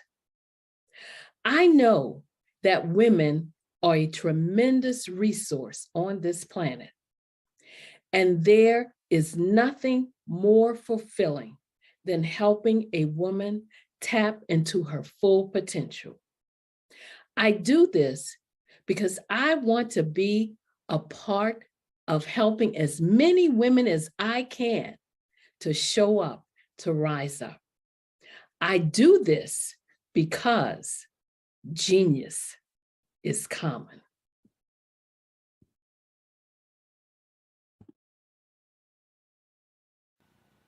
Hello, my name is Kiasi Helm and I'm 14 years old. I think my genius would probably have to be setting goals and achieving them. I say this because ever since I was young, I always wanted to be an author, and at age 11, I ended up achieving this. But not only did I end up becoming an author, I ended up becoming a public speaker, a publisher, a business owner, all these great things. The name of my business is Written by Kids Publishing Company.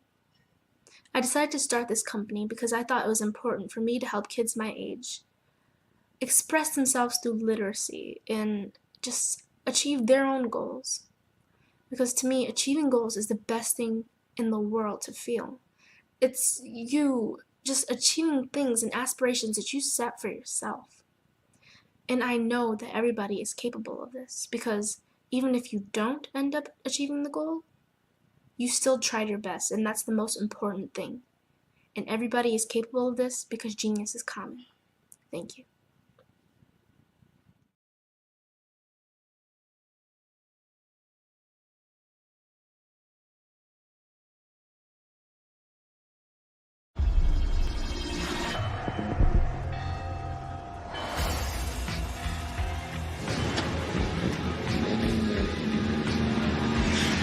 La connexion.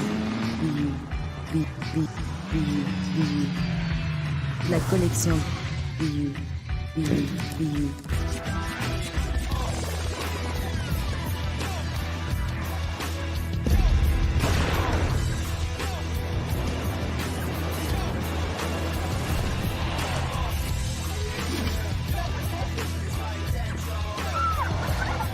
In a world obsessed with the cult of celebrity.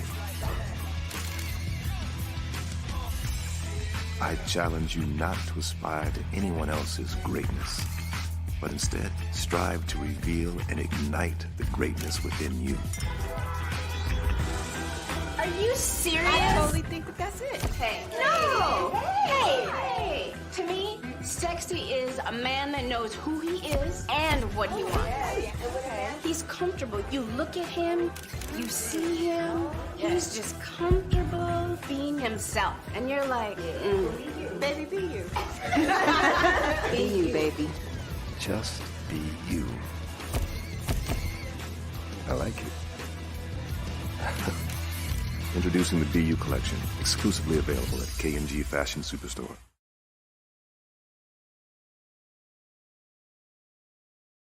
I am from Washington, D.C., but I was raised in Durham, North Carolina. I came to Durham when I was about 5 or 6, and then I traveled back and forth to D.C. because it's where my people are from. One of the unique things about my family is my mother, she's also an artist. She does quilting, and she does a lot of artistic things. And then my son, he draws with both hands, his right hand and his left hand like I do. So that's kind of a family trait. And then my other son, he's a videographer, and my daughter, she works, she's a regional vice president for Sunglass Lab. When you start out drawing and sketching, you want to continue to explore, each avenue. I do pastels, I do pen and ink, I do painting, I do acrylics. I haven't done oils yet, but I try to do all facets of art. What I say to a lot of times to people is, you can't put yourself in a box when you're an artist. You have to explore. And over the course of my life, I've tried to explore different mediums. I also do sculpture as well. I choose my subjects by the intensity that they have in their faces, or the intensity that somebody is moving, because I do more than portrait drawings. I also do I do abstract, and then I do figurative drawing also. Well, what happened in this particular show is that I started out trying to come up with something that would be a little bit different than what everybody else is doing. So I was working on a Barack Obama show, and they wanted me to do some paintings of Barack. And so what I did was, because of the deadlines, I kind of did it kind of fast. And then I realized when I was doing it fast, I enjoyed it. And so then I started doing other pieces the same way, and I started to enjoy those pieces also. And so I came up with this particular style, and it's a style of lines and colors.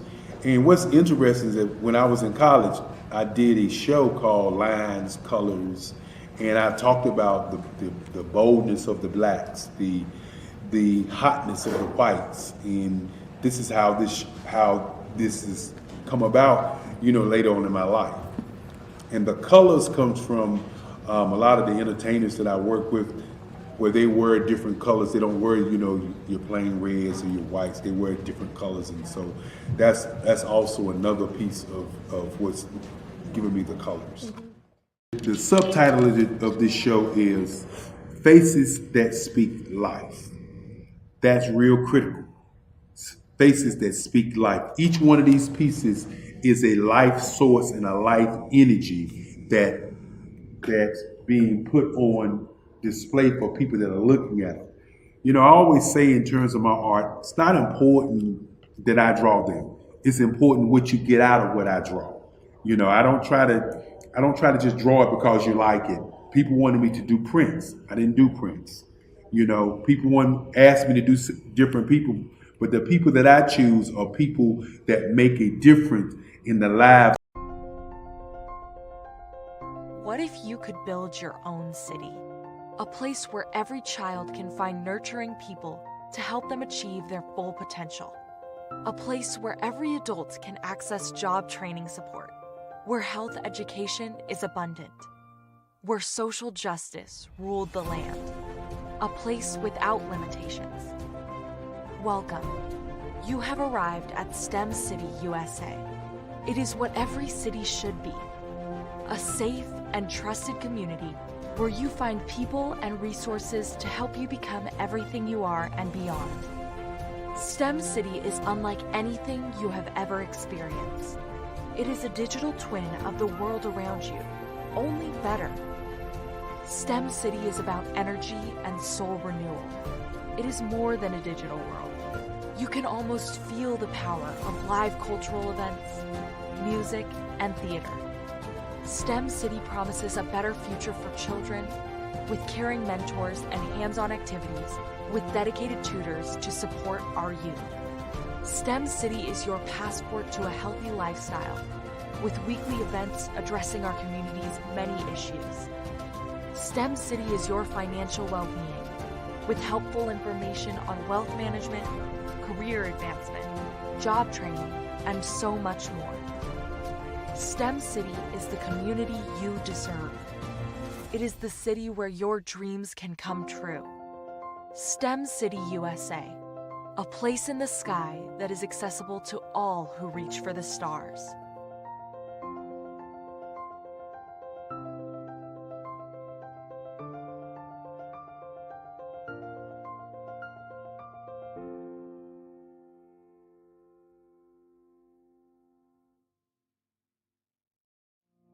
Did you know that approximately 333.34 million businesses exist today, according to a report from 2021? And you may be one of those businesses, or maybe you're not in the business market yet, but you're aspiring to be a business owner. Well, guess what? You're in the right place at the right time. Because let's face it, everything is about timing and opportunity. Hi, my name is Dr. Lotus Richey, and I'm the CEO and founder of the Lotus Richey Coaching and Consulting LLC, along with the Lotus Richey Ignite Show. 15 minutes of success with Dr. Lotus Richey, as well as books to boom your business and bring who you are.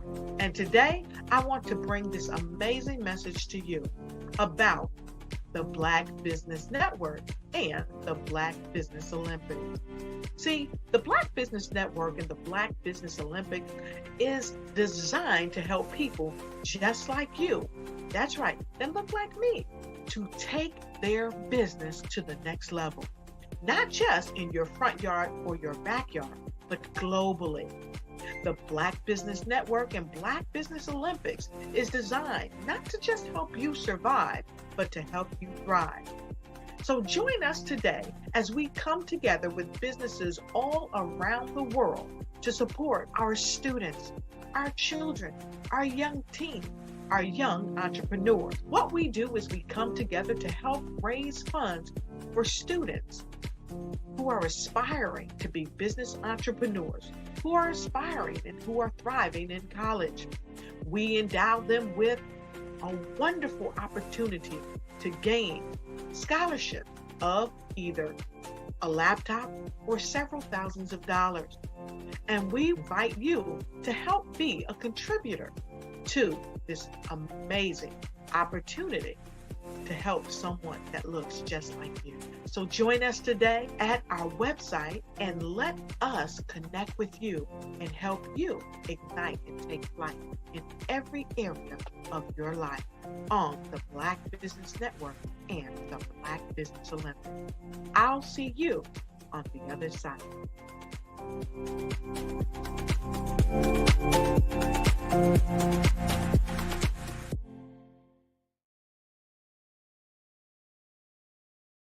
Over the past few years, we've seen the growth of existing and new initiatives focused on financial inclusion, building global networks, and reducing the wealth gap in response to the idea there's not enough seats at the table. Whether their outcomes are to increase the representation of Black executives on corporate boards, ensure an inclusive global economy, or to create new U.S. African commercial pathways, the strategies are often carried out by separate programs. The question is, should they be? With the continent of Africa being home to more than half of the world's fastest growing economies, the youngest workforce, over 400 companies generating more than $1 billion annually, 700 generating more than $500 million annually that are poised for growth, and being the destination of nearly $5 billion in venture capital in 2021. Diversifying U.S. and Africa commercial engagement by building bridges between African businesses and their U.S. diaspora should begin being seen as mutually beneficial. From helping to reduce Africa's enormous capital gap to catalyzing two-way trade opportunities, the COVID-19 global pandemic hopefully has taught us that global challenges and opportunities are more interconnected than we thought.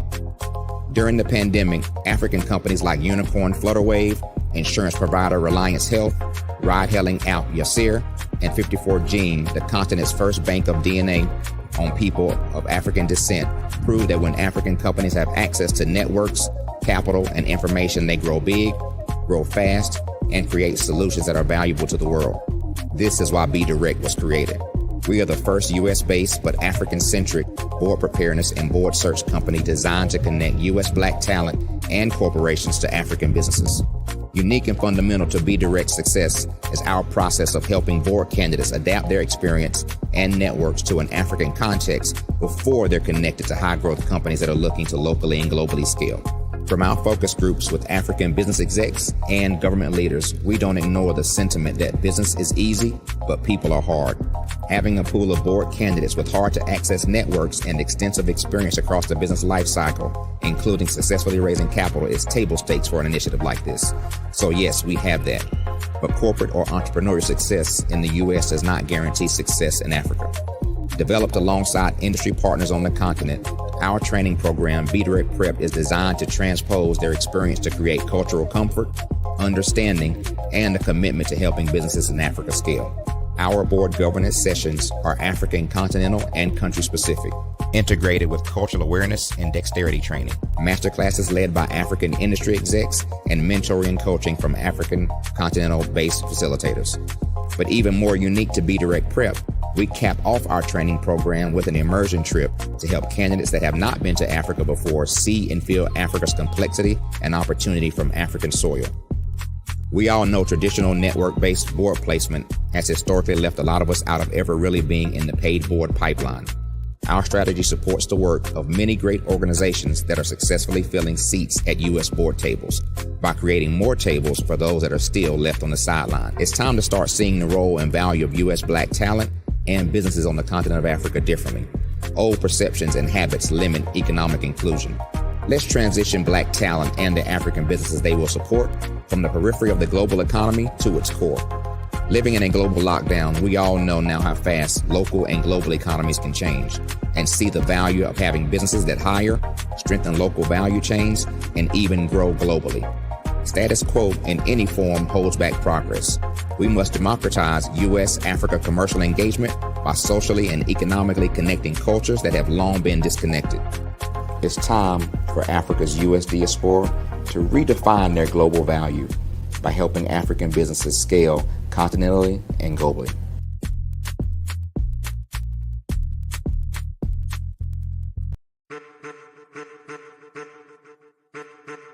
I am a child of the Most High God. He has gifted me in ways that I could not even imagine and didn't know.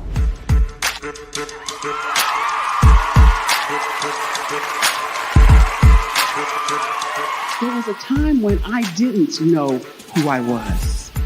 I listened to other people tell me who I should be, what I should do. I listened to people telling me that I should be a boutique owner, that I should be a construction manager, that I should be a laborer.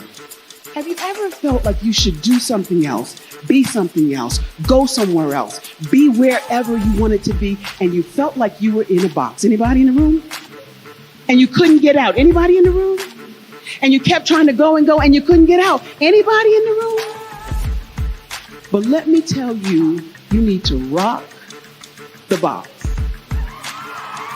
Rock the box.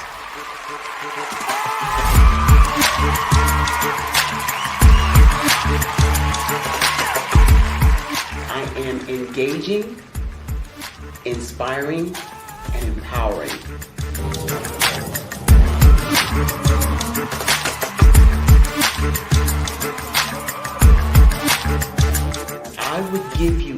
everything I know. Just by touching you, if I could, by osmosis, give you every single thing I've learned, I've gone through, I know I would.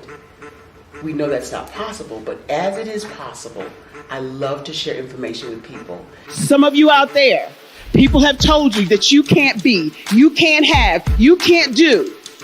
But I will tell you, like Kinston said, you can, you must, and you will.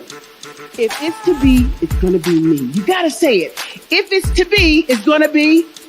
If it's to be, it's going to be. If it's to be, it's going to be.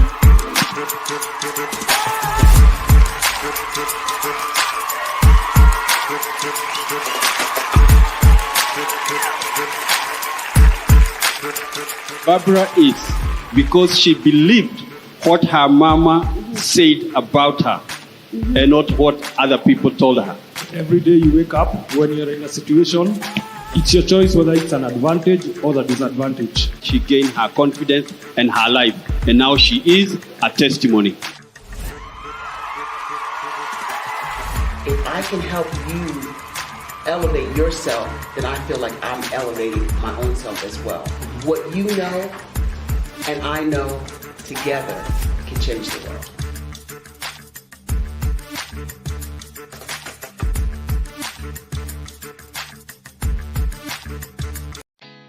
Did you know women represent just 3% of Fortune 500 CEOs and less than 15% of corporate executives at top companies worldwide?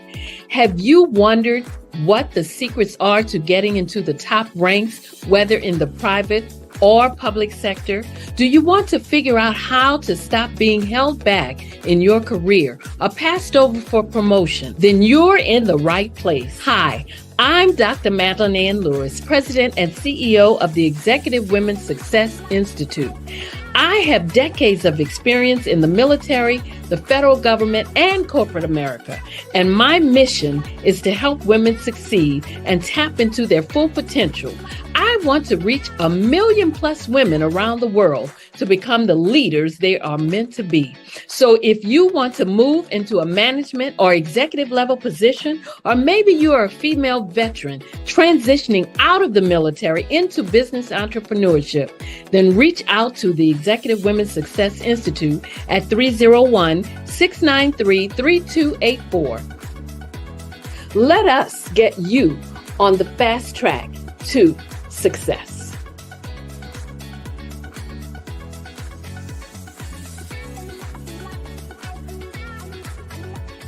I'd like you to imagine with me, if you will, opening an app where you can collaborate with like-minded individuals from around the world, get inspiration and in-app tools to launch and grow your business, as well as share your knowledge and earn compensation, all in one app. Well, the name of that app is Truso, short for Truly Social. Hi, I'm Matthew Newman, the founder and CEO of Truso. A new concept in social media, Truso is designed from the ground up to be a platform that's both social and empowering for all its users. How exactly do we do that? I'm glad you asked. First, Truso brings the world together via video. Psychologists assert that video provides a significantly more effective connection than audio only. When you enter a community on Truso, you're face to face. Second, on Truso, you don't have to have 1 million followers to monetize. Our business model allows all hosts and moderators to monetize, no matter the size of your following, by 1, producing fee-based content, and 2, inviting others to join the platform as subscribers. Even more, Truso has an in-app resource library with over 100 free resources, forms, and documents to help you build your brand and grow your business. Third, Truso is inclusive. The deaf and hard of hearing communities make up 360 million people worldwide. Unlike audio-only apps, Truso embraces this community, providing a networking platform that allows them to participate via video and closed captioning. We even have a deaf and hard of hearing foundation in the works as well. Fourth, Truso is both social and safe. We refer to Truso as a virtual extension of the beauty shop, barbershop, and brainchild of the community. A place where there's laughter, along with wisdom, growth-oriented conversation, and genuine connections in a safe space. Truso even has proprietary security to ensure we maintain a safe environment for everyone. Where are we at now? Truso is live, y'all. We've launched in beta and we're acquiring users daily. We have an incredible development and marketing team, plus amazing celebrity influencers at the table, helping us spread the word around the globe, beginning within the African diaspora and beyond by creating a safe space for growth, connection, and collaboration. We're truly excited about Truso. We've created something special for which there is a global market. And we invite you to embark on this journey with us as a shareholder. The future for Truso is truly bright. Join us and let's go there together.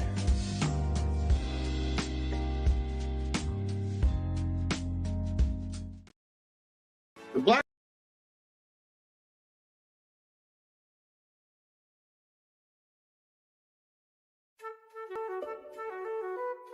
This is Dr. Arnold T. Petsworth. He's the owner of Petsworth Vet World, a veterinary clinic in Hopton, Connecticut. His patients include dog, cat, frog, fish, Goldie, dog, and this alpaca. Due to doctor-patient confidentiality, we can't tell you their names. Business at Vet World was steady, and then quarantine hit. Neighbors brought new four-legged friends into their homes. Bunnies. Bunnies everywhere. Dr. Petsworth welcomed these new patients with open arms. The only problem? There were more appointments than he could manage. That's when Dr. Petsworth turned to his American Express business card, which offers spending potential that's built for his changing business needs. He decided to hire a new assistant, Julio, and with spending power built for business purchases, he used his card to furnish a new exam room. Together, Dr. Petsworth, Julio, and American Express Business made sure all the pets of Hopton got the love and care they deserve. And everyone was happy. Get the card built for business by American Express.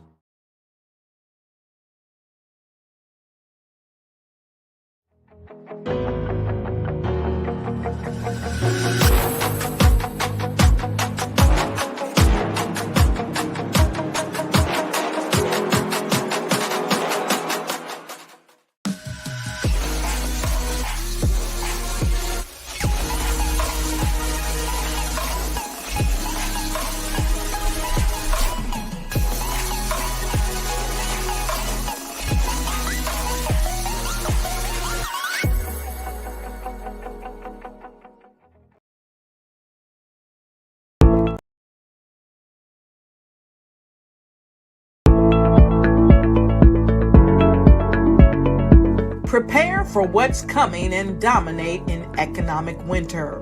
Stand strong and thrive by showcasing your great products and services globally through the Black Business Network and Black Business Olympics. The Black Business Network has showcased over 2,000 companies with over $7 billion in sales each year. Over 10 million attendees have viewed the rebroadcast each month. Through the Black Business Olympics, unique styles of business training and mentoring are turning students into business owners and entrepreneurial warriors who will dominate in any economy. Gain the ultimate advantage of the Black Business Olympics, 7 days of unbelievable topics and speakers speaking around the globe. Donate your time and experience to provide expertise and scholarships to students worldwide and change the world. Now, more than ever, new insights, tools, strategies, and capabilities are needed.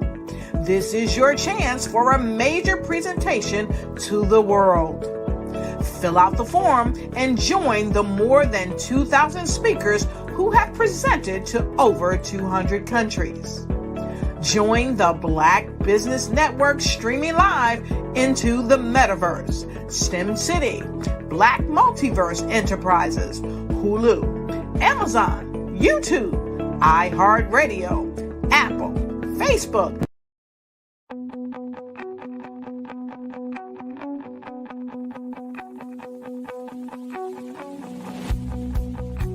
I am Black Business.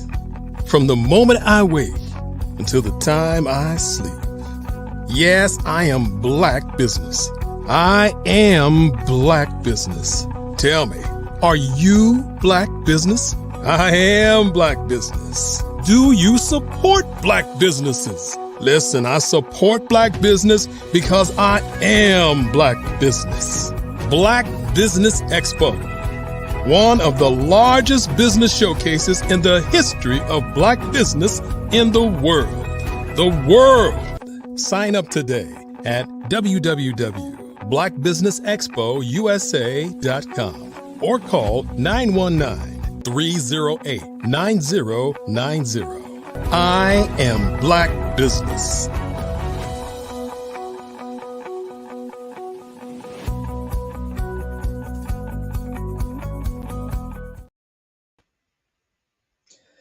Good morning, business owners, entrepreneurs, thought leaders, and corporations. Welcome to the Black Business Network.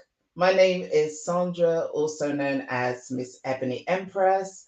I am your business moderator for this morning on the Black Business Network.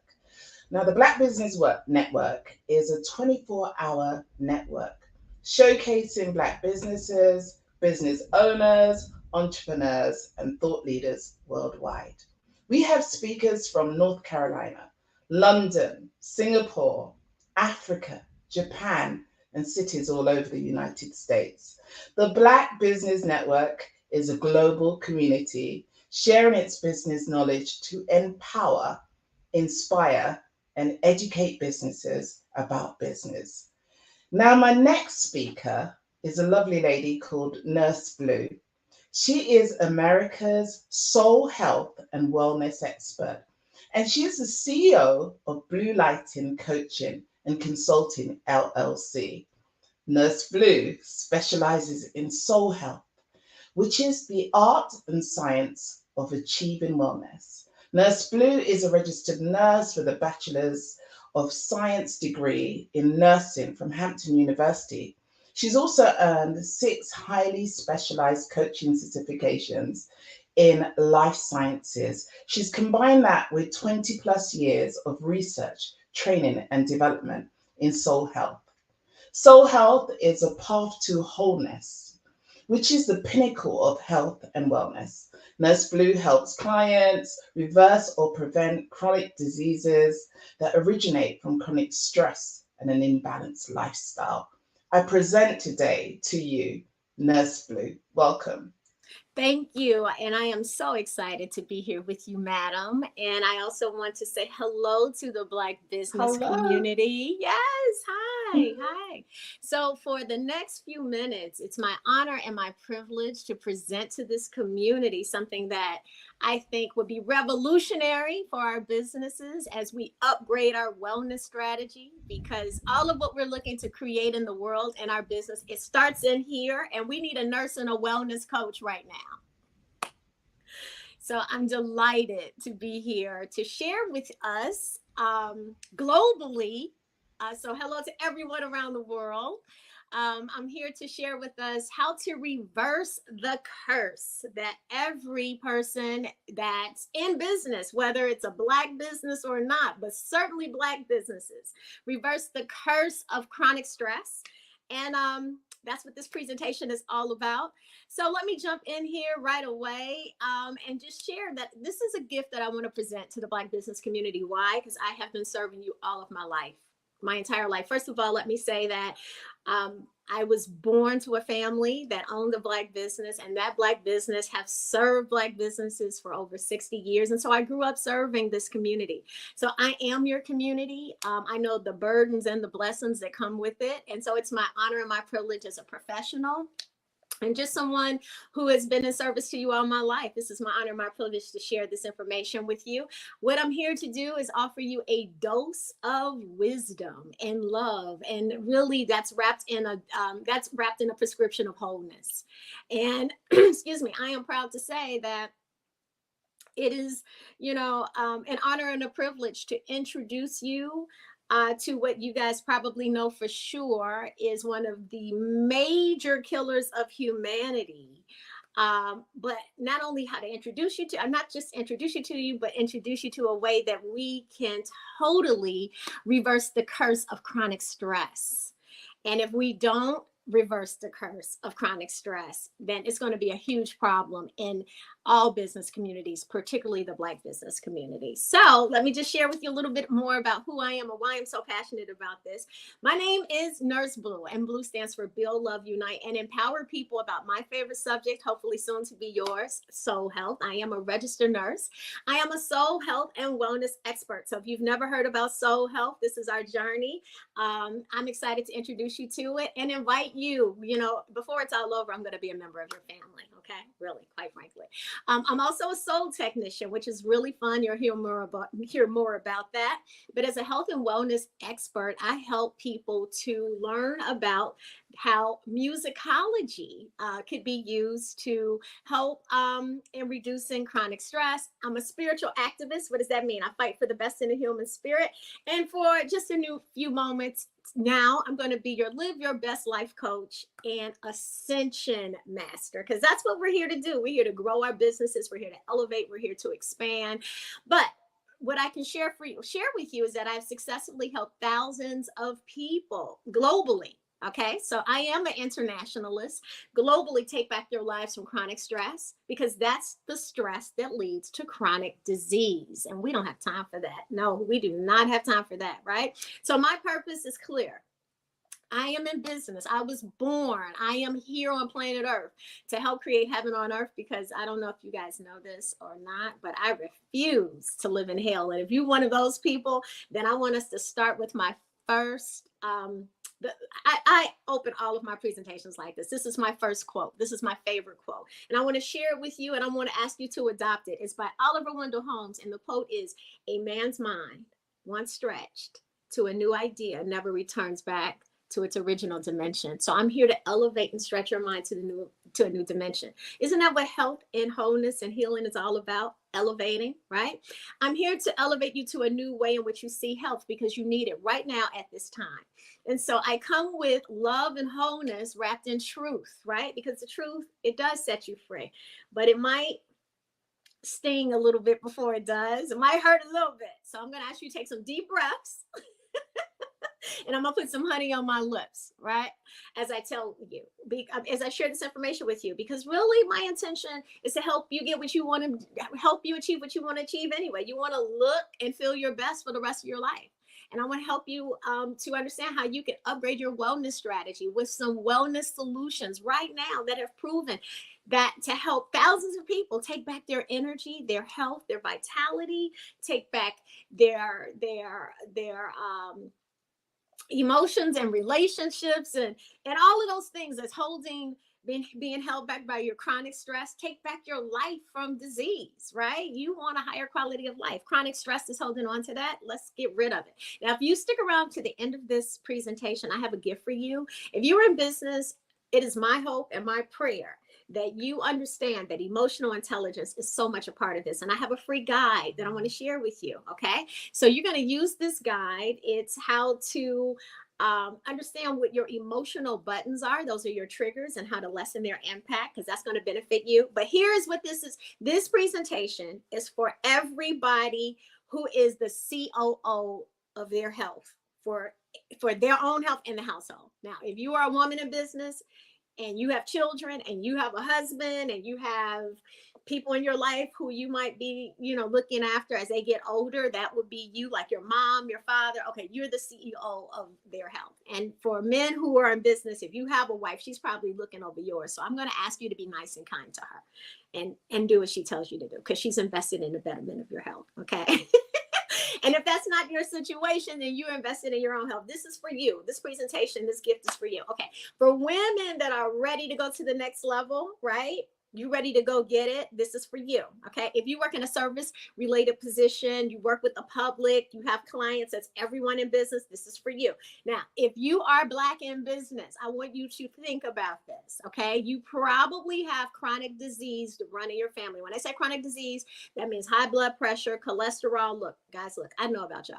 Okay. Cancer, autoimmune deficiencies, arthritis, that runs in our family. All right. That's called That's a curse. Chronic disease is a curse because it's what you have to live with for the rest of your life. And if it's running in your family, chronic means curse. Okay. Do you want to reverse the curse like you want it to run past you? Okay. I'm here for you. Okay. You want to run it out of your life naturally? Okay. So good. All right. So these are people who want to divorce chronic stress. You don't want to be, you're on prescription meds right now and you really don't want to be. Okay, you want to get rid of that? Okay, yes, I have something for you. Do you want to get rid of Fat Belly Felicia? Because she comes with chronic stress. Like when you have chronic stress, it elevates your cortisol levels, and Fat Belly Felicia starts coming around. You know, look at her, like look down. If something is hanging over your pants right now, that's Fat Belly Felicia.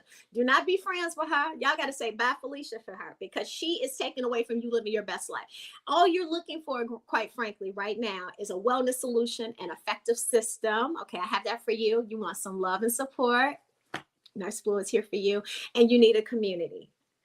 I got you. Okay. And also, maybe I haven't mentioned this. This is also available to a few good men. Okay. Who are willing to come along on this ride with us.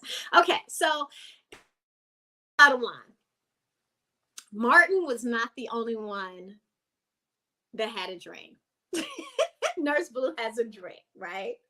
I have a dream. Yes. And Martin Luther King, who we all know and love, and he gave one of the most powerful speeches in the world, actually inspired us to have dreams. And this is my dream. I want to create a community in the Black business community where we're living up to becoming the best versions of ourselves. We are live your best lifers. Okay. In this club, we are saturated with wholeness, right? Wholeness meaning we are living, laughing, loving, and enjoying our life because we got rid of generational soul toxins, the toxins that sometimes lead to heart disease. So in this club, we are lowering our blood pressure. We're balancing our blood sugars. In this club, we are losing Fat Belly Felicia. We're getting rid of our struggles. We're reversing the curse of chronic disease. That is I have a dream. I have a dream that we can do this. I can have a dream that we can get rid of type 2 diabetes and reverse the curse of these conditions off our life. Okay. So that's what we're here to do. We're here to talk about this dream. All right. So what you're going to learn today is if you choose to adopt Soul Health, it can 10x your business because the health of your business is only going to be as healthy as you are. Okay. All right. And here's the bottom line, guys. Chronic stress remains the #1 killer. Okay. So either we're going to defeat it or else. And we don't want that to happen to us. All right. So listen, the reason why I'm so passionate about this is because I'm a lifer. Do you know what a lifer is? You probably don't because I made it up. But a lifer is someone who loves life. And as a nurse, you want me to love life. As a wellness coach, you really want me to love life, right? And I have learned to love it because, first of all, I am absolutely fascinated by life itself, the source of all things that created life. I am absolutely fascinated by what creates health, wellness, and wholeness. I love the planet. I love animals, and I'm a spiritual activist. So I see human beings like my flowers, and I'm here to water them. All right. Now, I have an important question for you because this is what it all comes down to. Do you want to spend the rest of your life managing a preventable disease? Okay, that's a question because here's the bottom line. Let me paint the picture for you. You're going in and out of medical appointments for the rest of your life. You start out with one medication, but as you get older, those medications are multiplying. You're taking tests that's not really leading to any real solutions. This can lead to a lot of inconvenience. And a lot of people are living that every day. Your parents are living it. And because of family history and background, you know, you could be living it too if you inherit the same kind of conditions. That's not living your best life, right? And chronic stress is leading to that because it's the #1 weapon of mass destruction, both personally and collectively. Meaning if you have one chronic stress, and 6 out of 10 Americans have one, 4 out of 10 Americans have several, okay? So if you have one chronic disease, it can totally wipe out the business that you're trying to build right now and impact your family for the rest of your life. So that's why this is important, because one prescription, if you don't do what you need to do, can lead to several prescriptions. Several prescriptions over the course of your life can lead to hospital visits. And while I believe in prayer, prayer without works is dead, right? So I'm here to help you put the work into action. Now, here's what I want you to truly understand. The hospitals and our current medical system, they're not invested in helping you live your best life. They're invested in giving you a prescription if you don't live your best life. You understand that? So a lot of us are frustrated by the current healthcare system. I don't work in the healthcare system. I work in soul health. But you have to understand, here's what else is happening. The system of health is changing. I mean, the New York Times this year published an article on February 18th of this year, letting us know that hundreds of thousands of doctors are walking away from the profession. Where's that going to leave you? Have you heard of the nursing shortages that we're experiencing globally? Guys, hospitals are the third leading cause of death. Do you really want to end up in a hospital right now? With the nursing shortages, the mass retirement, COVID burnt out the industry. It burned us all out. There's a lot of fraudulent schools. So that means there are people with certificates, but have not been trained, okay, on how to provide services. There's a shortage of faculty. There's a hot mess happening. Now, for all of the chronic diseases, guess what? I got good news for you, okay? Good news. 98% of these diseases, they're lifestyle related. That means they're preventable. If they're lifestyle related and preventable, that means that they're in your hands. And that's why I'm here, because I reversed the curse of chronic disease in my life. Yes, I love myself back into soul health, and I reversed the curse. That's why I'm here for you, okay? So let me give you a little bit background. My family history was plagued with chronic disease, okay? Everybody had either heart disease or cancer or autoimmune deficiency. It was absolutely crazy. And my entire life, I was really trying to figure out what's the algorithm that I could dodge this bullet. Okay, well, here's what I did. I was able to successfully release 40 plus years of chronic stress, which is multi-generational. I'm going to talk to you about that in a second. I reversed the curse of chronic disease. I was diagnosed with psoriasis over 20 years ago, guys. I have been successful at learning how to manage it naturally. I was on my way to obesity. I lost 30 pounds. I've been able to keep it off since 2016. But more so than anything, guys, I found peace, I found joy, I found wholeness and harmony with all forms of life. I am experiencing the free at last. I am experiencing the free at last, and you can too, okay? Because I know that majority of us, the prescription of a good life was something like this. In my family, the prescription was a good life is the more money you had was the prescription for a good life. I mean, I'm just going to tell the truth and shame the devil. Right? Now, go to church on Sunday, do some exercise and get a good education. And then, of course, based on the success that you have, invest in, a lifestyle. That could be a big house, a luxurious car, traveling, have friends and family everywhere that, look up to you. That's what success looks like. Let me just tell you, most of you have been taught that too. And that's not really what true success is. Success is soul health. So I'm going to take with me so that you can understand why this is so important. It's important to me because what I'm going to share with you impacted my own family business, and I'm going to share with you my story. I'm dedicating this conversation that I'm having with you to my late father, Mr. Purvis Spann, the blues man who, just like you, was in business, who did everything for his family, and I am his legacy.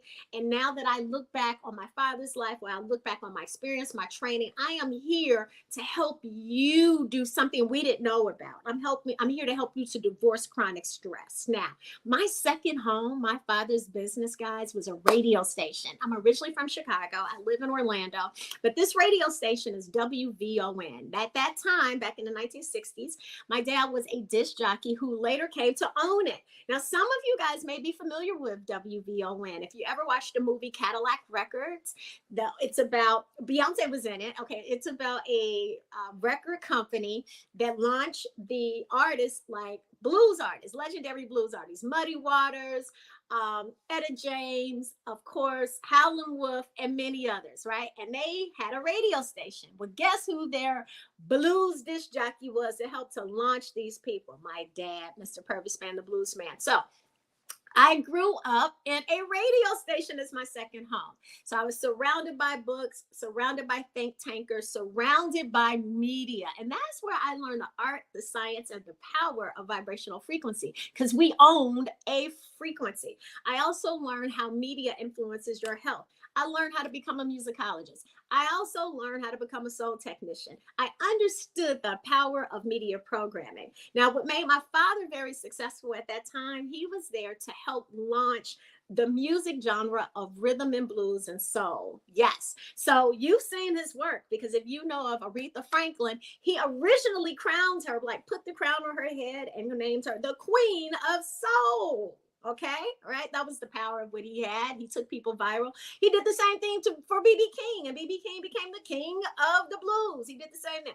And so I was surrounded by all of these major figures in life. I mean, anywhere from Martin Luther King have come through our studio, to Barack Obama, who was a fill-in host for us, for Roland Martin, who started his career. Even Don Cornelius had a show on WVON before he went off to do Soul Train, and he gave us his dog. So you see, guys, I was meant to do what I'm doing, okay? So with all of that being said, that's why I'm so passionate about it, because my father spent 70 of his years of being a public servant and an entrepreneur, a musicologist, and a technician in the entertainment business. He also, guys, he served his country. He was a veteran. He was in the music and blues and broadcast Hall of Fame. He was a boxer, an athlete. This man never drank. He never used he never drank alcohol. I'm speaking of no alcohol wine. He didn't even know the taste of alcohol. He never used any substances, any drugs. He never, that wasn't his life. And he walked 3 to 5 miles a day. Now, why am I telling you this? Because would it make sense that this man who lived somewhat of a very healthy lifestyle, guys, suffered the complications of heart disease? My father had high cholesterol. He had high blood pressure. My father suffered the complications of dementia and Alzheimer's, to a point, guys. Oh, and also prostate cancer. Oh, and also prostate cancer, where at the end of the day, it was almost like, how did he? Oh, wow. It seems like we have lost the speaker. But I really did want to thank her for her presentation. That was an amazing presentation. I was just getting into that because as somebody who's got a family who suffers from chronic diseases, that presentation was absolutely perfect for me. And I'm sure listeners, you also enjoyed hearing our wonderful speaker, Nurse Blue. So I did want to ask her some questions. It seems like we don't have time, but I just want to say thank you so much. I know that you can hear me from the Blue Room probably. I want to just say thank you so much for your presentation. That was amazing. Thank you for coming today. Thank you for doing such a great, great job of presenting about chronic illness. So that was a real inspiration to me, and I'm sure to everyone who is listening. Thank you so much.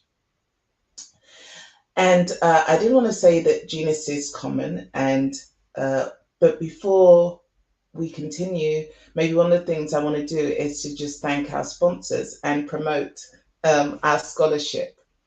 So let me tell you this: the Black Business Expo's mission is to raise funds for high school seniors going to college or to Key Stage 12 entrepreneurs, or K-12 entrepreneurs, sorry, K-12 entrepreneurs. So this expo is a fundraiser for students.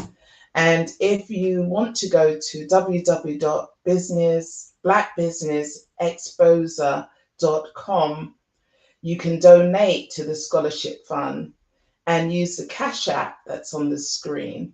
And I will wait for them to actually put that information up. But I'll tell you anyway that the goal is to give laptops and up to $5,000 to 10 students. That's amazing. And students can also, if you're interested in receiving some of that funding, you can go to www.blackbusinessexposer.com.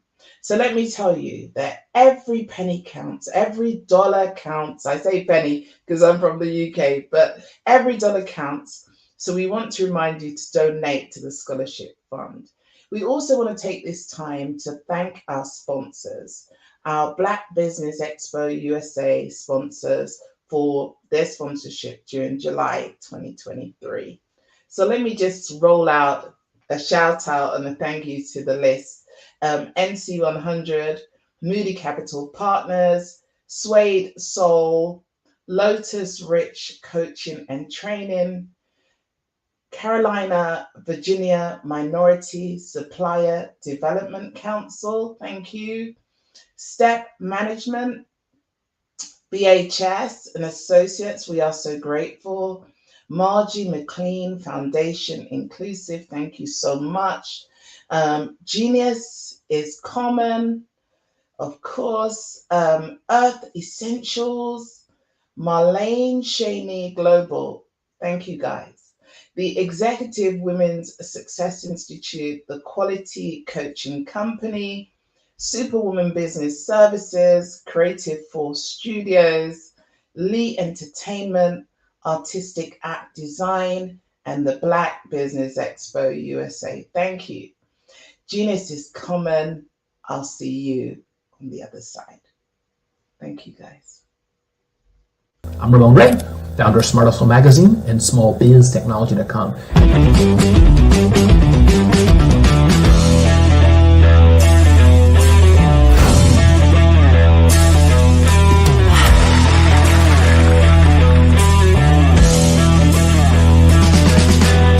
You're here today to celebrate small business success. Stand up on your feet. You rocked the house. It was amazing. Didn't we learn? For me, success comes from failure. One thing not to do is shake somebody's hand like this.